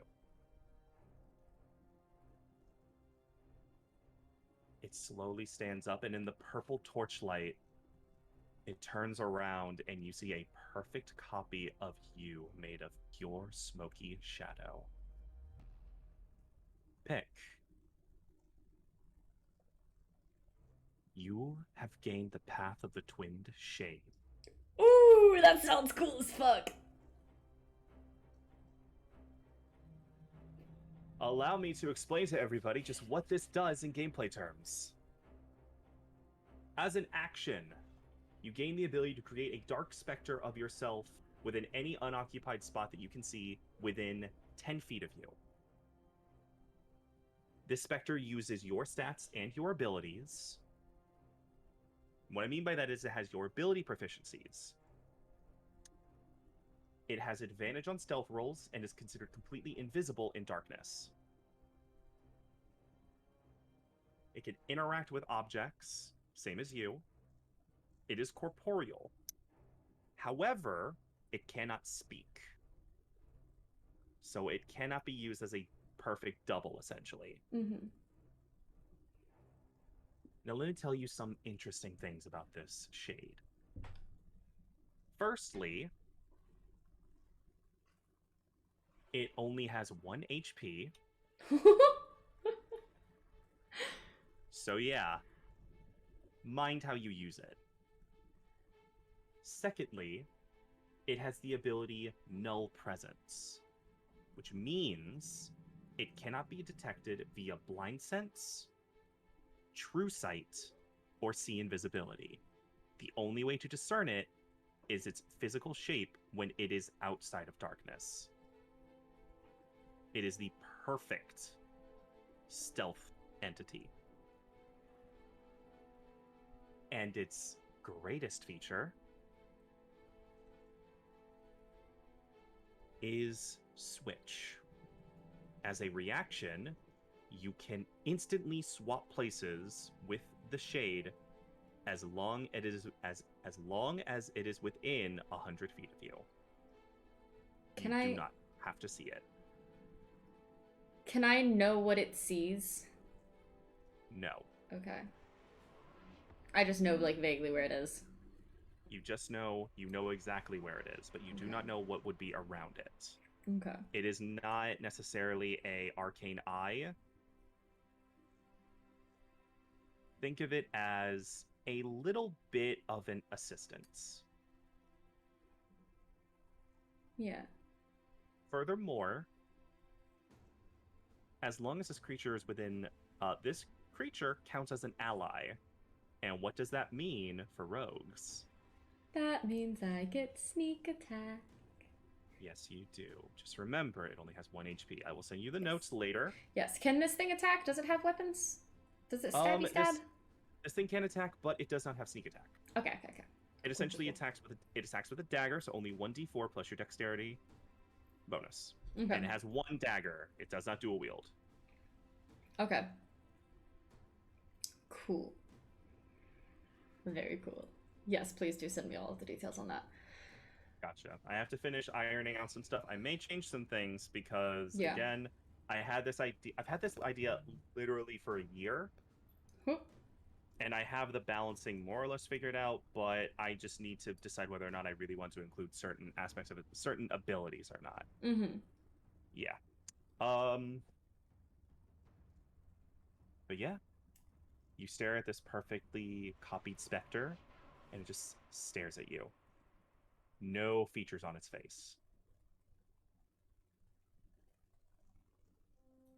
Pick just grins. She's kind of still like rubbing her arm a bit.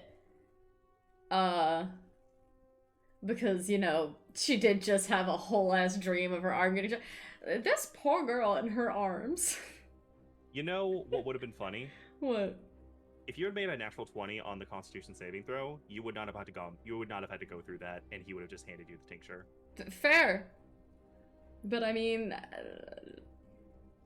my Constitution save is only a +3. Exactly. The DC for the Constitution save is a 30. Yeah. Yeah. I am Yeah. selective as to what can succeed or not, and the only reason I would even allow you to succeed or even allow you to roll is because you have stubbornness. Mm-hmm. Stubbornness is basically one of the biggest reasons you succeeded in this trial. Makes sense. Makes sense. Pick is very stubborn, and then that on top of having the essentially tag stubbornness on her now. Yeah. Just gonna look up at sister and be like, So real quick before you say anything, yes. in the real world, Pick still has her hand. She has both Mhm. hands. It was a test of determination and commitment. Yes. Yes. By the way, stretch. Oh, it's Panda. This is gonna be a hydrate after it too, probably. Oh, I just finished my water. Shit. Vortex posture though, goddamn. I have a Oh, hydrate's out of stock. I'll hydrate anyway, I don't care.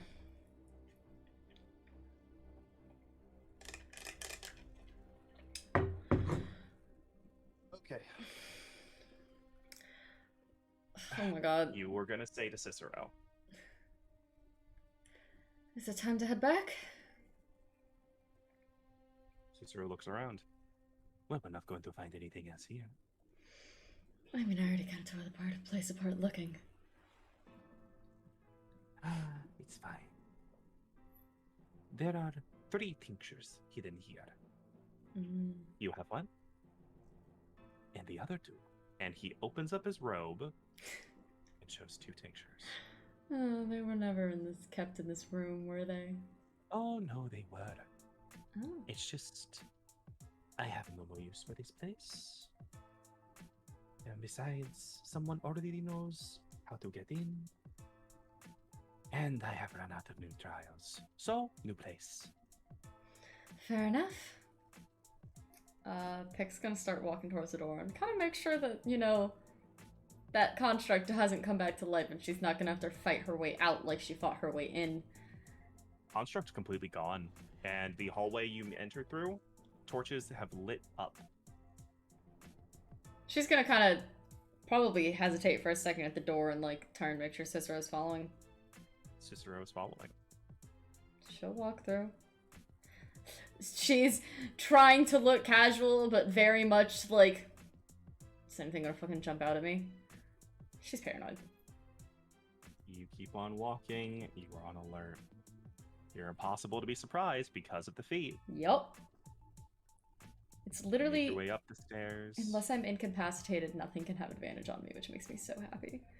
Yeah, no kidding. Because of elusive. You make your way up, and you are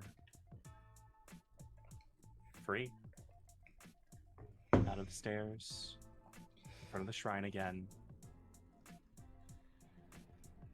Cicero walks over behind, puts his hand on the still burning engravings of the iron, and pulls it away.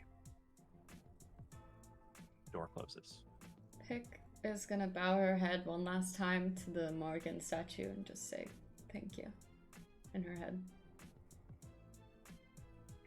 And to think you didn't even leave me. Well done, Pick. Thank you. Your presence always helps anyway.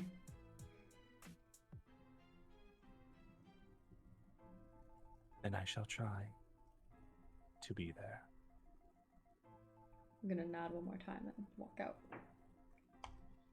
As you walk out, Cicero's behind you, and you hear him say, "You have more questions." I'm not sure I do. I mean, Not was even the... about Castir? Oh, I have a million questions about Castir, but he's going to answer those. Well, I guess I have one question that you could answer with him. How long have you... One question is all I offer, and I shall promise to be honest. How long have you two known each other?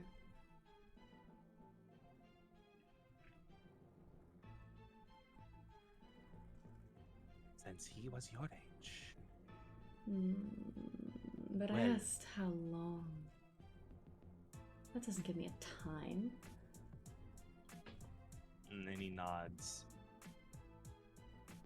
I have known Castir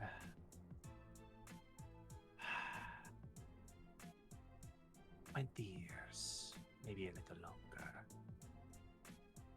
The age you were. What? How old are you now? You are early 20s? Yeah, I think she's like 23 or 24. I don't remember. Pick was 18 when the campaign started, right? Yeah, she was. You're- She was about to You turn were 19. 20. Okay, then you're 21. 21.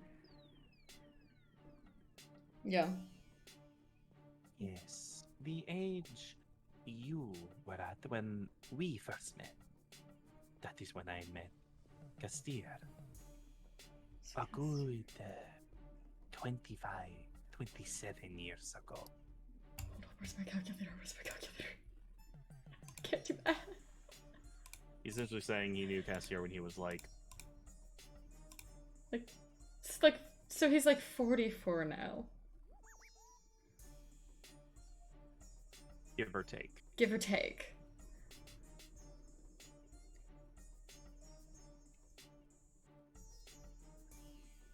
Okay. He shrugs. Are you satisfied? Well, I don't think I'll ever be satisfied when it comes to information about Castir until that motherfucker tells me the whole story himself. What a story it is. So I've heard. And he's promised he'd tell me. I would say you wouldn't believe it unless you saw it. But it seems you will see it. And with that, he makes his way back to the carriage. What the fuck does that mean? What? Okay, she's gonna kind of like do the little, what the fuck kind of face and like pause for a second and then scramble after him because she fell behind for a second there. You follow after Cicero, more questions in your head than answers, and you just think to yourself, what the fuck is happening? But those answers will come when they come. For now, you have what you came for.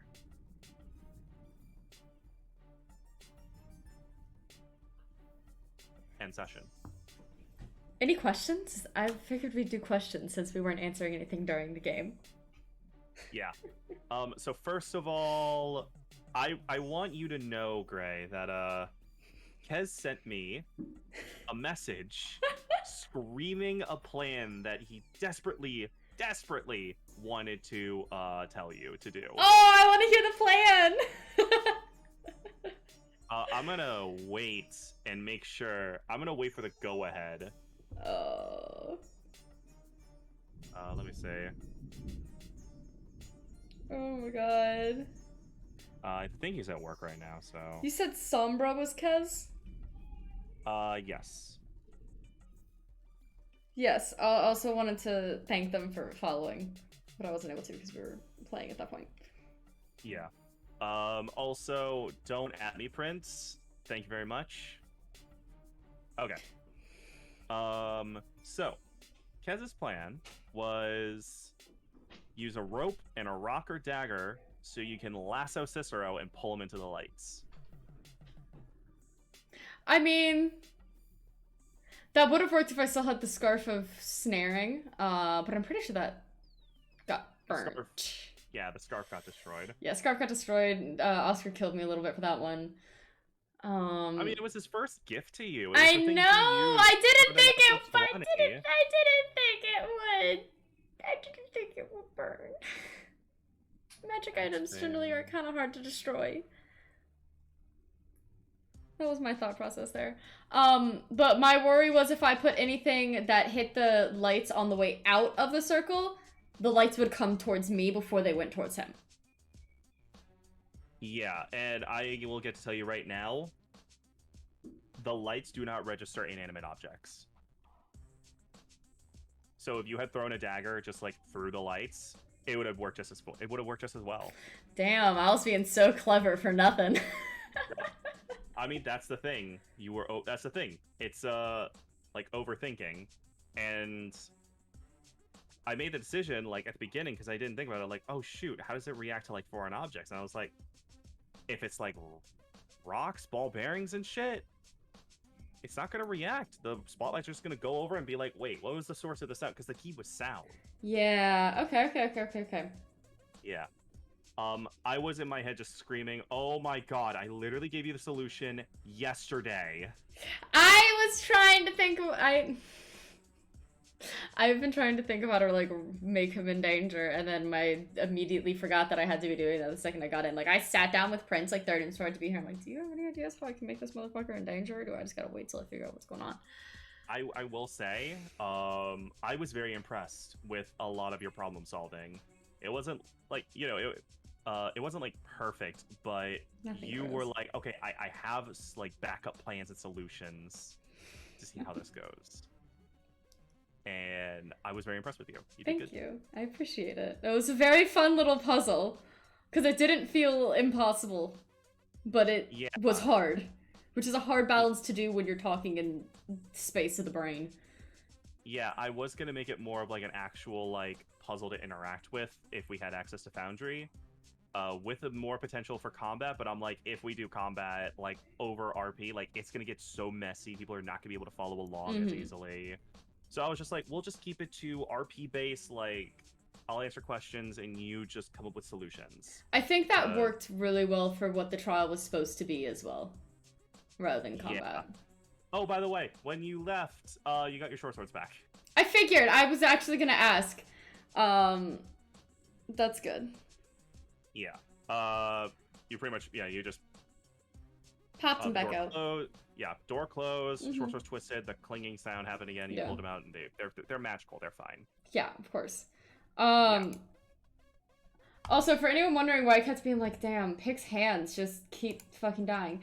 It's because Pick has had one of her hands cut off by an illusion of her little sister, and then also had that same hand fucking exploded. And it was low-key forced to watch it fall apart because of a misunderstanding. Yep. It was honestly kind of great. It was amazing. I'm trying to, like, pull up a good picture of Pick so I can show people what she looks like.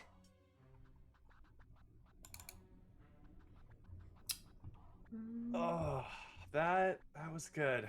That was good. Well done, Pick. You got the Path of the Twin Shades. Also, I'm frozen on your screen because you tapped out. I fixed it.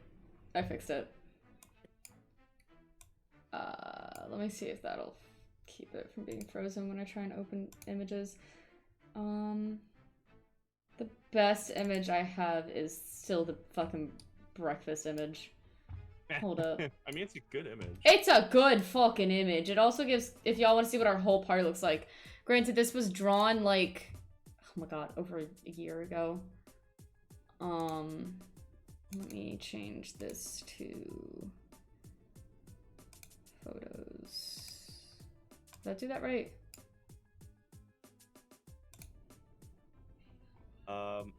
Let's do black screen. Yeah. Weird. It shouldn't be. Pick, P-I-C-K, like lockpicks, because she's so clever and came up with that name herself. Yep, and I keep on introducing characters who know her real name. Yup. Why isn't it not showing this picture? You stupid fucking piece of shit. Okay, here's what we're gonna do. We're gonna open this shit in Clip Studio Paint. Because I know for a fact I can get Clip Studio to show up.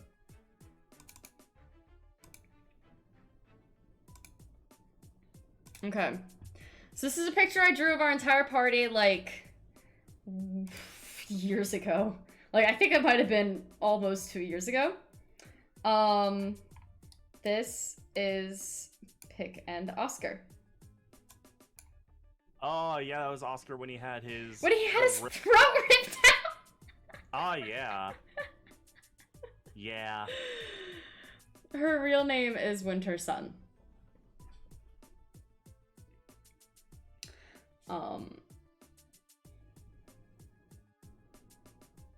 But yeah. This is my darling Pick. My first character, who is essentially just me with less morals and more chaos.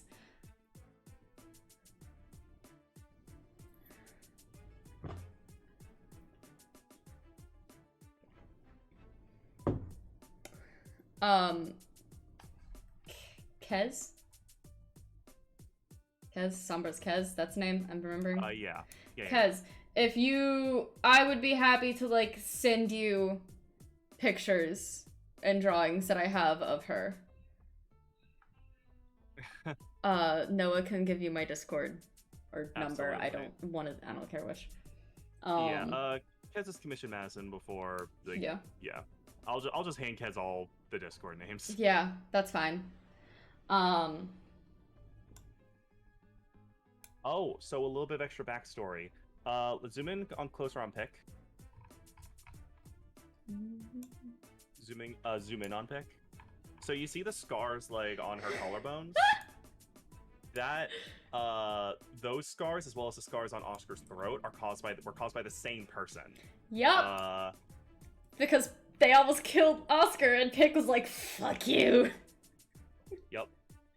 And that was the first time that Pick left a note saying essentially like, "Hey, I might die. Bye. I'll probably be back." This was the first time Pick left one of those notes, and this session was the second.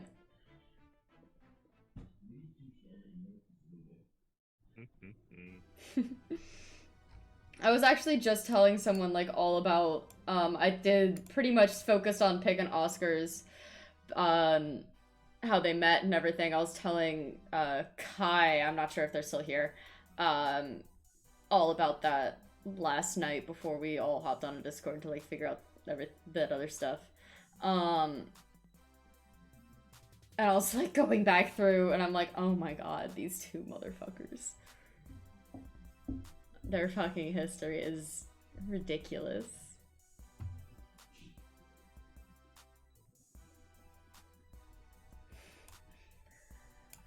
Any other questions for Noah or I?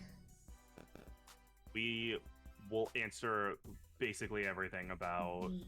Literally both of us will talk about this campaign for hours, uninterrupted. This is ultimately like the biggest... This is basically just a collaboration pet project that I've It is had like group hyperfixation. It really is. No, you cute, Prince. So, okay, the campaign. Started second semester freshman year for me. It started second semester sophomore year for me. Mm-hmm. Yeah, and it is hilarious because it was just pretty much an excuse to hang out with people and like try and flex how great of a writer I am. And I was humbled very quickly. when I realized, improv's hard. And I have like a story, but it's in like 18 different rough drafts, and I haven't figured out which one is the right one. I kept switching them around. Early campaign 1 was a mess. Absolutely, a wreck. I love you was- for I love you though, Noah. Don't worry. Oh man, the only thing keeping people coming back was the fact that I allowed just stupid shit to happen. I like to think But that we came eventually- back because honestly, this was like one of my first introductions into D&D other than the McElroy's The Adventure Zone, so I was used to shit being a bit of a mess. Being Patty run was- like fucking clown college. Yeah, Patty was trying her best to help me figure out, because I had only played Pathfinder, Yeah. and I was just like, you know what? I'm gonna make my own world. I'm gonna do my own writing, and I'm gonna, do my own thing because it sounds fun, and I think I'm a good writer. Pretty much that campaign, the first campaign lasted 3 years. Yeah, we concluded it. Yeah, during COVID. Unfortunately, we weren't able to do it in person, which was a shame, but that's just how it goes. However, after campaign 1, we almost immediately took like 3 weeks off and then jumped into campaign 2. Yup. Same And I world, still- 10 I still years consider later. that, and I still consider that one of the worst mistakes I've ever made. I should have just been like, nope, we're taking like a month or 2. We'll figure stuff out to do in the meantime, but yeah. I mean, that's kind of what we're doing now with this mini campaign. Because Oh, absolutely. what's essentially happened is we jumped into a game 10 years in the future from when our last game ended with completely new characters, but the history of the world wasn't settled. We didn't leave the world in an unstable state, but we didn't leave the world in a stable state. So, essentially, 3 years after that campaign ended, the Onirian Empire tried to take over, and that's what we're figuring out how that played out now before we jump back into our campaign after all of this happened. So we know what kind of climate we're playing in and what kind of like political situation and world situation is going on. Which is really interesting. And hey, maybe if we have any sessions that can be almost standalone sessions in our second game, y'all will see them here, or maybe on someone else's Twitch, in which I will let my community know what's going on there. Yeah. This was very interesting. Mhm. And I'm definitely down to do more one-shots and sessions like this. Yeah, I just hope I was able to be entertaining, because I've never performed in front of a live audience before. Don't worry, I got a great community. Oh, that is What such a loaded question! That is has such a done? loaded question! She's done almost... The person she released from a fucking soul bag that was literally, when she was 18, is the person that started this entire fucking world Yep. takeover. Yeah, literally. Okay, so here's what happened. I'll give the full context, because I have the DM perspective. She was so So- stupid! Funny thing, I was looking through the list of monsters on the online bestiary, because I didn't really have any of the rulebooks at this time. And one thing that caught my attention, I was looking for encounters in a forest, and I saw a night hag. It was a good challenge rating, at least I thought so, but I didn't really know how to play monsters well at that time. The thing about night hags, and I believe other hags, is that they have a soul bag. And the soul bag has a very interesting caveat. It can only house evil souls. I did not know this. I knew for a fact Pick did not know that. The thing is, in this party, there were 4 people at the time. Yeah, 4 people. Mhm. There Who covers was, my current girlfriend Madison, Pick, played by Gray. There was also Patty, and there was also another friend of ours named Emily. Who no longer plays with us due to time restrictions. Yes. Patty is probably the person in this group that is the most well-versed in the D&D universe. Yeah, Patty has played frequently, and she knows what not to trust. Emily typically erred on the side of caution from what I remember, or she just wasn't really, like interested in that sort of thing, like Yeah. looting. Matt's character Ricard did not give a fuck at all. No. And up until this point, Pick had been reliably searching bodies. I went, I have some fun with this. Let's see if he goes for it. Of course I'm gonna go for it. She found the soul bag, and a voice spoke to her, and essentially offered, hey, listen. And he took on a very goofy, like, just doing my thing. Just a goofy little guy. Yeah. Pretty much, he was an innocent traveler, but he was a scholar and a wizard, and he knew that Pick wanted magic. Everyone wants magic. Yeah. And it was like, I can give you access, but help me out here. So he had Pick carve runes into her sword, and then he inhabited those runes. They were essentially a soul jar. And from there, they traveled together. And this bag, this soul, what was the name I used? Anton? I think so, yeah. Yeah. He was like, listen, I need my body. I need a body back. Like, I need, I have the means to, like, figure it out. I just need you to get some ingredients for me. She And did then so. I'll be able to give you a nice sword as well. Don't worry, I'll leave you with something nice. Yeah, Like- pretty much, I can give you more, but I need my body back. So Pick did so, followed his instructions, and now, interestingly, up until this point, I had not entirely decided. Because initially, I was gonna have him not even be human. He was gonna be a devil. I remember this. I remember you telling me about this. And then eventually I went, no. I have a much better idea that can lead to some interesting world building. And so I made him into Antonin Malevich, a Archon of the Onirian Empire. A very exceptionally powerful wizard with draconic magic. And he essentially was like, okay, you got me my body back. Thank you so much. And it was clear on Pick's face, on Gray's face, as soon as I introduced his real voice and like what he can do, Gray went, I really royally, massively fucked up. Yeah. And from there, he gave her the enhanced fires. He gave her a Dragonfire short sword. Which needed Basically- blood to be able to level up. Yep. Totally not evil. Which eventually upgraded into the Black Dragonfire short sword, which turned the flames pitch black and also instantly disintegrated bodies. Yep. Which was And she very continued useful. to use.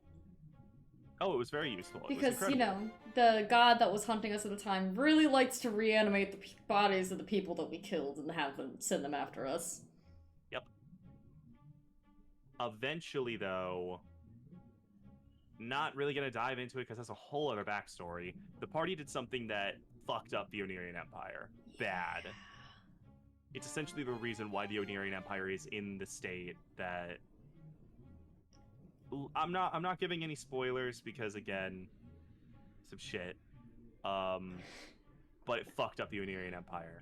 And Antonin took the runes away and shattered Pick's short sword. Mm-hmm.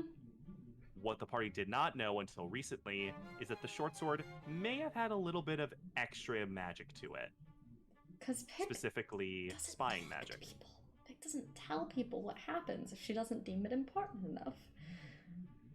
So now the party is dealing with potential fallout of Antonin and the Onirian Empire, knowing all their loved ones, knowing everything that is close to them, as well as A lot of pretty top much- secret information. Yep. That lot reveals of top people's secret like information. actual identities and histories. So, in terms of stupidest thing that Pick did, that's probably it. Yeah. Probably should have chucked the sword away. Probably should have just chucked the bag the second it started talking to me. Yeah, there were multiple opportunities where Pick could have just gone, I'm not gonna do this. I'm not Yeah. gonna fall for this. I'm not gonna like tempt it. But reminder, Pick was 18 when we started this campaign. Super naive when we started this campaign. So yeah, it's totally understandable like why Pick did what she did, but at the same time, it's like there were multiple opportunities to just like cut her losses and run. She did not. So that is probably like the longest course of like Pick's stupidity or naivete, because Pig didn't really have any way of knowing how far it would escalate. Mm-hmm. And it I'd escalated to global takeover. I would say probably the stupidest thing Pick has done was willingly accept a bounty from an Eldritch entity. Oh yeah, I did that too. Yep. Yeah. So made the a deal with an Eldritch god. So the group encountered an Eldritch projection of an Eldritch god called a Yellow Benjamin, and he was like, "Hey, I have a great selection of magical items. All you need to do is get a soul for me." And Pick was like, "Let's do it." Signed a contract and everything. Great tip for all you D&D players out there. If someone offers you a contract and you are kind of on the fence as to whether or not they're mortal, don't sign it. Just say, "Thanks, I'm good, no way," unless you have literally no other choice. I wanted the Rubik's Cube! Yes, we'll get to the Rubik's Cube soon. I'm gonna be honest though, Noah. While I might not do the contract again purely because of the fallout from it, I do not regret that decision purely based on what we got from that Rubik's Cube. No, that is honestly fair. It's like the reward was one of the longest terms, benefits that the group ever got, which was the cube, which yielded powerful magical items. If you solved its puzzles. Yeah. And other shit that y'all ended up never using. But it was Pick's favorite toy for a while. Still kind of is. She definitely keeps that on a shelf somewhere. Oh, it was incredible. Yeah. Now.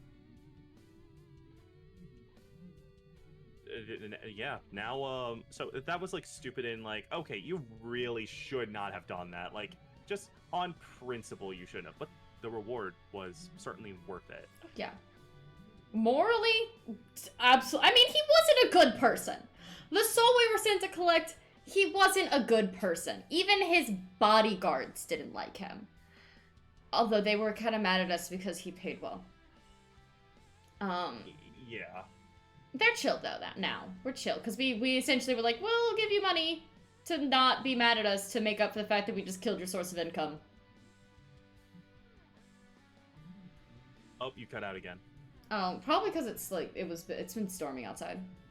That's fair. Yeah, but the bodyguards of that guy really weren't happy with us because, he was paying them.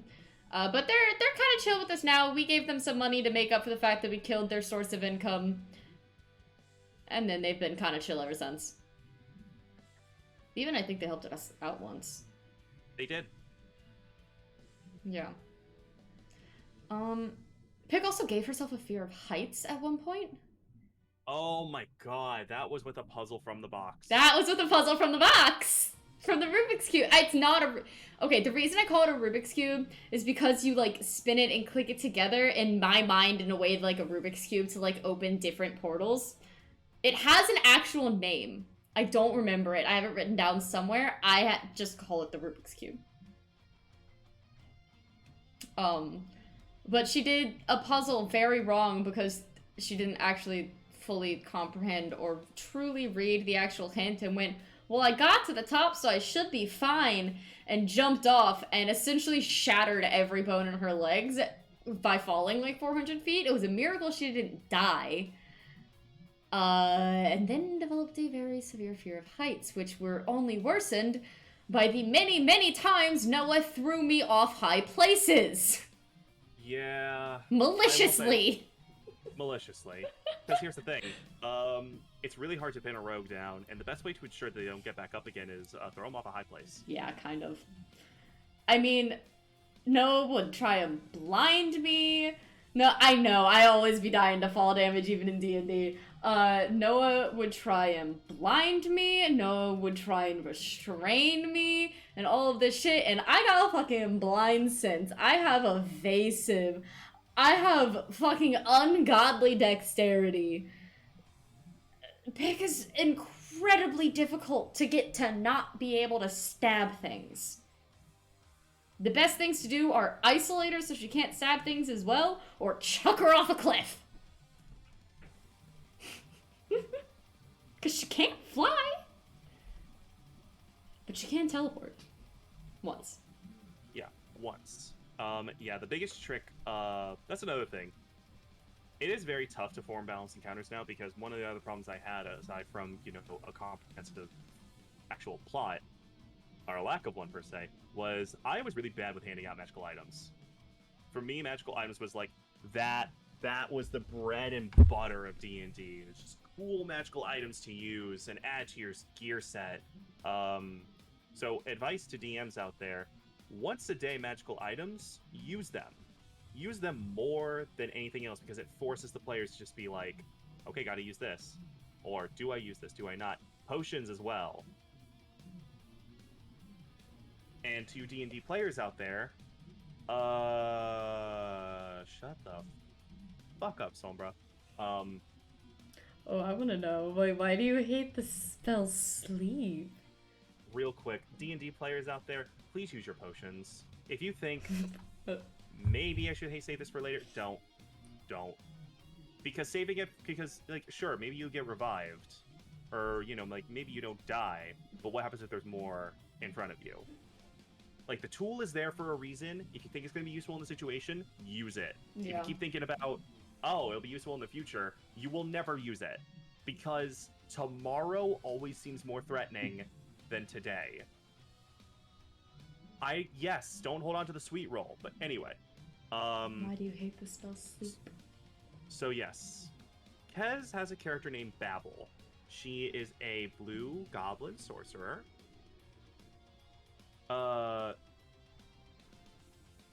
Right. Yeah, I keep on thinking that Babel's a rogue because it's Babel. Behaviors? Behaviors. Oh, lovely. So yeah, Babel is a sorcerer. Kez, remind me, what subclass is Babel again? Because I want to say wild magic, but I could be completely wrong, by the way. I'm just saying. But anyway. Babel has the spell Sleep. And it has Divine Soul. There it is. Okay, that's what I thought. I know nothing about that's not what I sorcerers, thought. so that doesn't change jack shit anything. Divine Soul gives access to healing spells. Like, long story short. But anyway. Interesting. Babel has the spell Sleep. And I always kind of just chuck Sleep off to the side in terms of usefulness, because I always thought, oh, well, you know, you gotta roll a bunch of dice, and, you know, if you don't hit the HP, it does nothing. And there are a lot of, like, high HP monsters out there and stuff like that, so what use really is it? Babel demonstrated multiple times how Sleep can save our lives when used correctly. The spell, absolutely, if you hit a group with a fireball and then they all start running at you, Sleep. And anything that falls asleep, no concentration, they're just out like a light for a minute until something hits them. Mm-hmm. And that's it. It can honestly ruin encounters, and it can end encounters early. Far earlier than, say, Hold Person. Because essentially, once a sleep is hit, and all the enemies are sleeped, initiative is over. You essentially ask your players, okay, how do you want to kill them? Or how do you want to, you know, attack them all at once? Or do you want to run away? And from there, you just move on. So Sleep is highly underrated now. I have Sleep on my own clockwork sorcerer. His name is Arbiter. And I cannot wait to use that. I cannot wait to use Sleep the way that I have seen Kez use it, because He just always seems to know what the HP of the bad guys are. He always seems to know this is when it'll be useful. And it's a level 1 spell. Like, you literally, the only thing you lose from using it is your action. Yeah. It is, like, such a low risk option. Yes, like, it scales as well when you use it with higher level spell slots. But, damn. You good? Yeah, I just snorted because of what Prince said and it hurt the back of my throat. You have to remember, I've been taking care of a sick Prince all weekend. So I'm probably just a little bit sick. That's fair. But being sick doesn't knock me out for 2.5 days.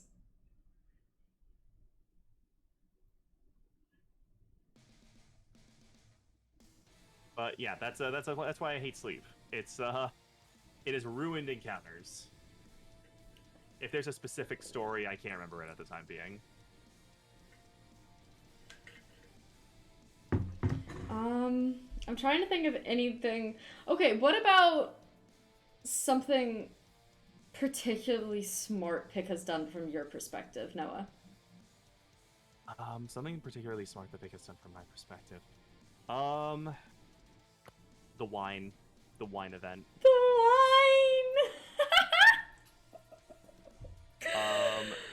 Pick has shown great levels of critical thinking on the spot. And when it comes, and initially, so Oscar asked Pick out for a quote-unquote date. And he gave her some wine, and he drank some wine as well, and he essentially said... I believe it was actually catnip tea for Pick at this point. Oh, yeah, it was something. Mm-hmm. It was a drink. Yeah. Essentially, it acted as a forced zone of truth. For 3 questions. 3 questions, have to be honest. And Oscar made it clear, if you want to leave and task someone to tell you stupid questions so it wears off, I'm not going to stop you. But just know that you get to ask me questions as well. Mm-hmm. And I made sure that he went first. Yep. And he got, like, some personal questions out of you. Pretty much, like, would you rob me if you could get away with it? Which you did say yes. Yeah, because I would. Yep. He had good magic items. Oh, yeah. No, I mean, like, valid, but it also hurt up. But it also, kind of stung. But he also wanted to know if you would help him with a favor. And you were like, maybe, yeah. Then you flipped the script on him and immediately asked, so what's the favor? Mm-hmm. Because he said some vague bullshit, and Pick was like, yeah. Okay. It wasn't... I do remember it was, like, not exactly as clear-cut as, would you do me a favor? It was pretty much just, it was, like, very evasive. Yeah, it was super evasive, vague, like, oh, if this vague situation ever came up, would you help me? And Pick's like, maybe, probably, yeah. Now, what the fuck kind of situation are you in that you're gonna ask my help for? Like, what bullshit are you pulling? I still remember the look on your face when I said that. Oh, it was so good. And yes, Kez, Merchant wonders if a rogue would steal from him. By this point, Oscar and Pick had started to grow close. Yeah. So it was a question of, am I kind of exempt from that, or do you still see me as, like, someone you can rob? She still would have.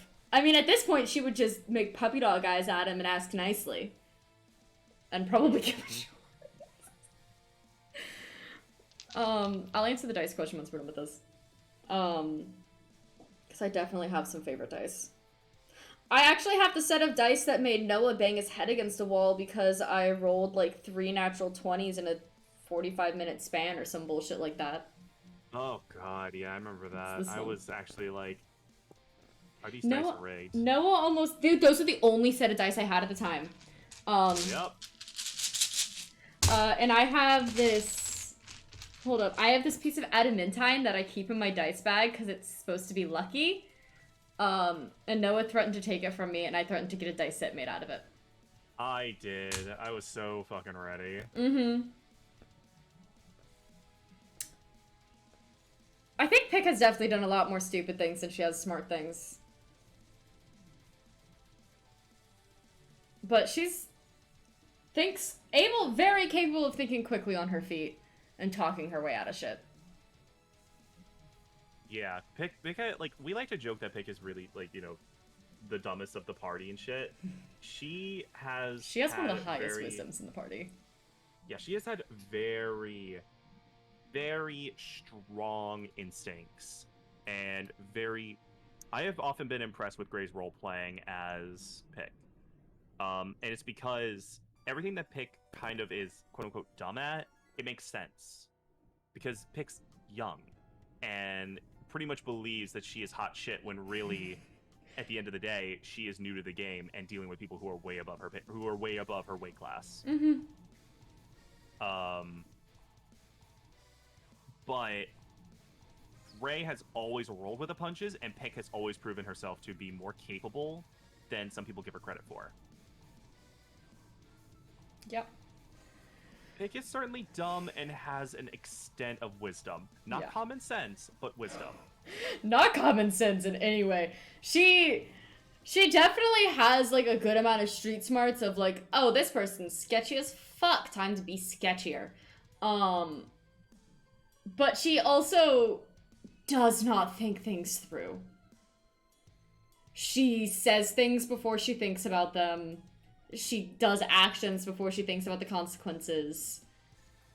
Like, consistently acts before she thinks. Sometimes this goes very much in her favor because things were happening too quickly and she needed to be able to act on a dime. Other times she probably should have sat down and thought about what the fuck was happening. Yeah. It's a mixed bag. Like, I know I have seen multiple moments where Pick is just like, okay, impressive, well done. Pick also has a lot of nerve. I'd say honestly, like, what are Pick's smarter moments? I think that's incorrect. I'd say what are Pick's impressive moments, because not all characters need to have smart moments. Yeah. Like Ricard, my girlfriend's character, she has an intelligence that is in the negatives. But she has had moments that showed, you know, the extent of her wisdom as well as her strengths, essentially. At the same time, another one of our friends, Mish, who plays a monk named Vilamir, literally has an intelligence 4. It is like bad. The lowest you can roll. The lowest that I think would be allowed, because a 3 means that you are actually an animal. You're an inanimate object at that point. You essentially have the same intelligence, I believe, as a bear. Yeah. At that point, I'd just be like, you're at a 4. Because you know, any lower than that, and I don't think you'd even be able to speak. You would have actual brain damage. And Vilamir has had some very impressive moments of charisma, leadership, and also like very strong, like, decision making. Because Mish has made choices that Vilamir followed through on against the group. And while I am normally like, you know, be careful, another piece of advice, be careful what you do behind the group's back. D&D is a cooperative game. And I have never met a party that was working against each other that stuck around for long.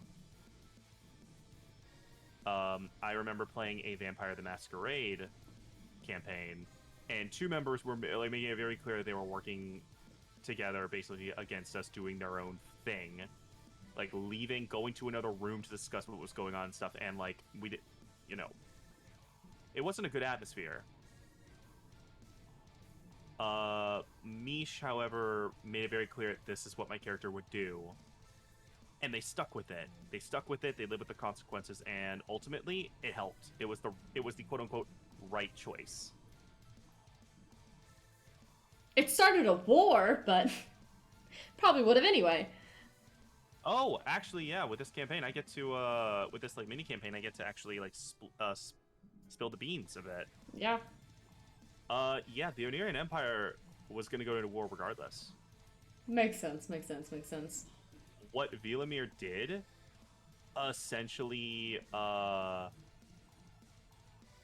ensured that the Onirian Empire would be hurting a lot. because with what y'all did,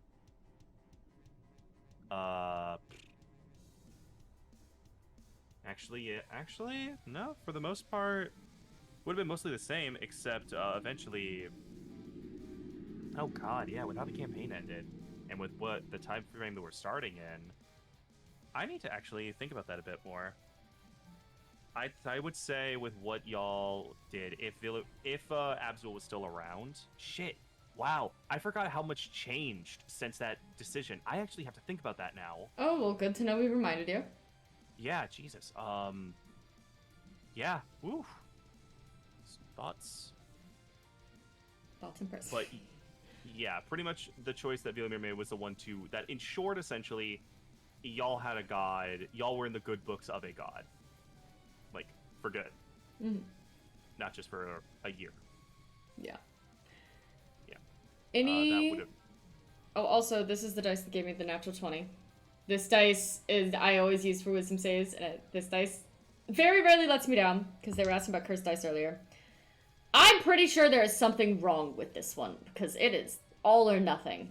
Mostly nothing. Noah gave me this one, and I use it for death saves to spite him. Yeah, I remember that one. The crow set. The crow set. Then I have character-specific sets that I really like. Like, I always use these two for on-hand and off-hand for pick. And then just her die, because it's her colors. You always marked the red one as your on-hand. Yep. Because you had the flaming sword. Mm-hmm. And also it looked like blood. And I always did more damage with my own hand. Also, Noah, I've been sitting here this entire time staring at my minifigure whose arm fell off a while ago that had the flaming sword in it and just thinking about how spectacular the fact that that happened is. Yep. Alrighty. You headed out? I am headed out. My battery is done. Okay. I'm probably going to head out as well. When Noah send me the names, I'll send him pick up Bevel's dice. Wonderful. Yeah. Your Discord names your Discord yeah. name essentially. I'm actually going to send everyone to a good creator friend of mine called Gish or Gishtastic. They're currently doing a makers and crafting stream. Once I get through this ad, I'll tell you what it is, but they are also a D&D player, so they will appreciate the vibes that we have here. And I almost never get to see them play because they're in a very different time, or stream because they're in a very different time zone and normally stream super late at night, but they're on their Be Right Back screen. Well, fuck. Hey, give them a surprise. Yeah. Yeah, I probably will. I'm still gonna raid them because it'll be fun. They also have really cute emotes, the little moths. So everybody, thank you so much for stopping by. I'm gonna let y'all know right now, I'm not sure when the next time I'm streaming is because the next 2 weekends are super busy for me. So if I can stream during the week, I'm going to try to, but no promises, and I will keep you updated in my Discord when the next time I'm gonna stream is. Go give Gish all of my love and all of y'all's energy, and I will see you next time. Bye! Bye!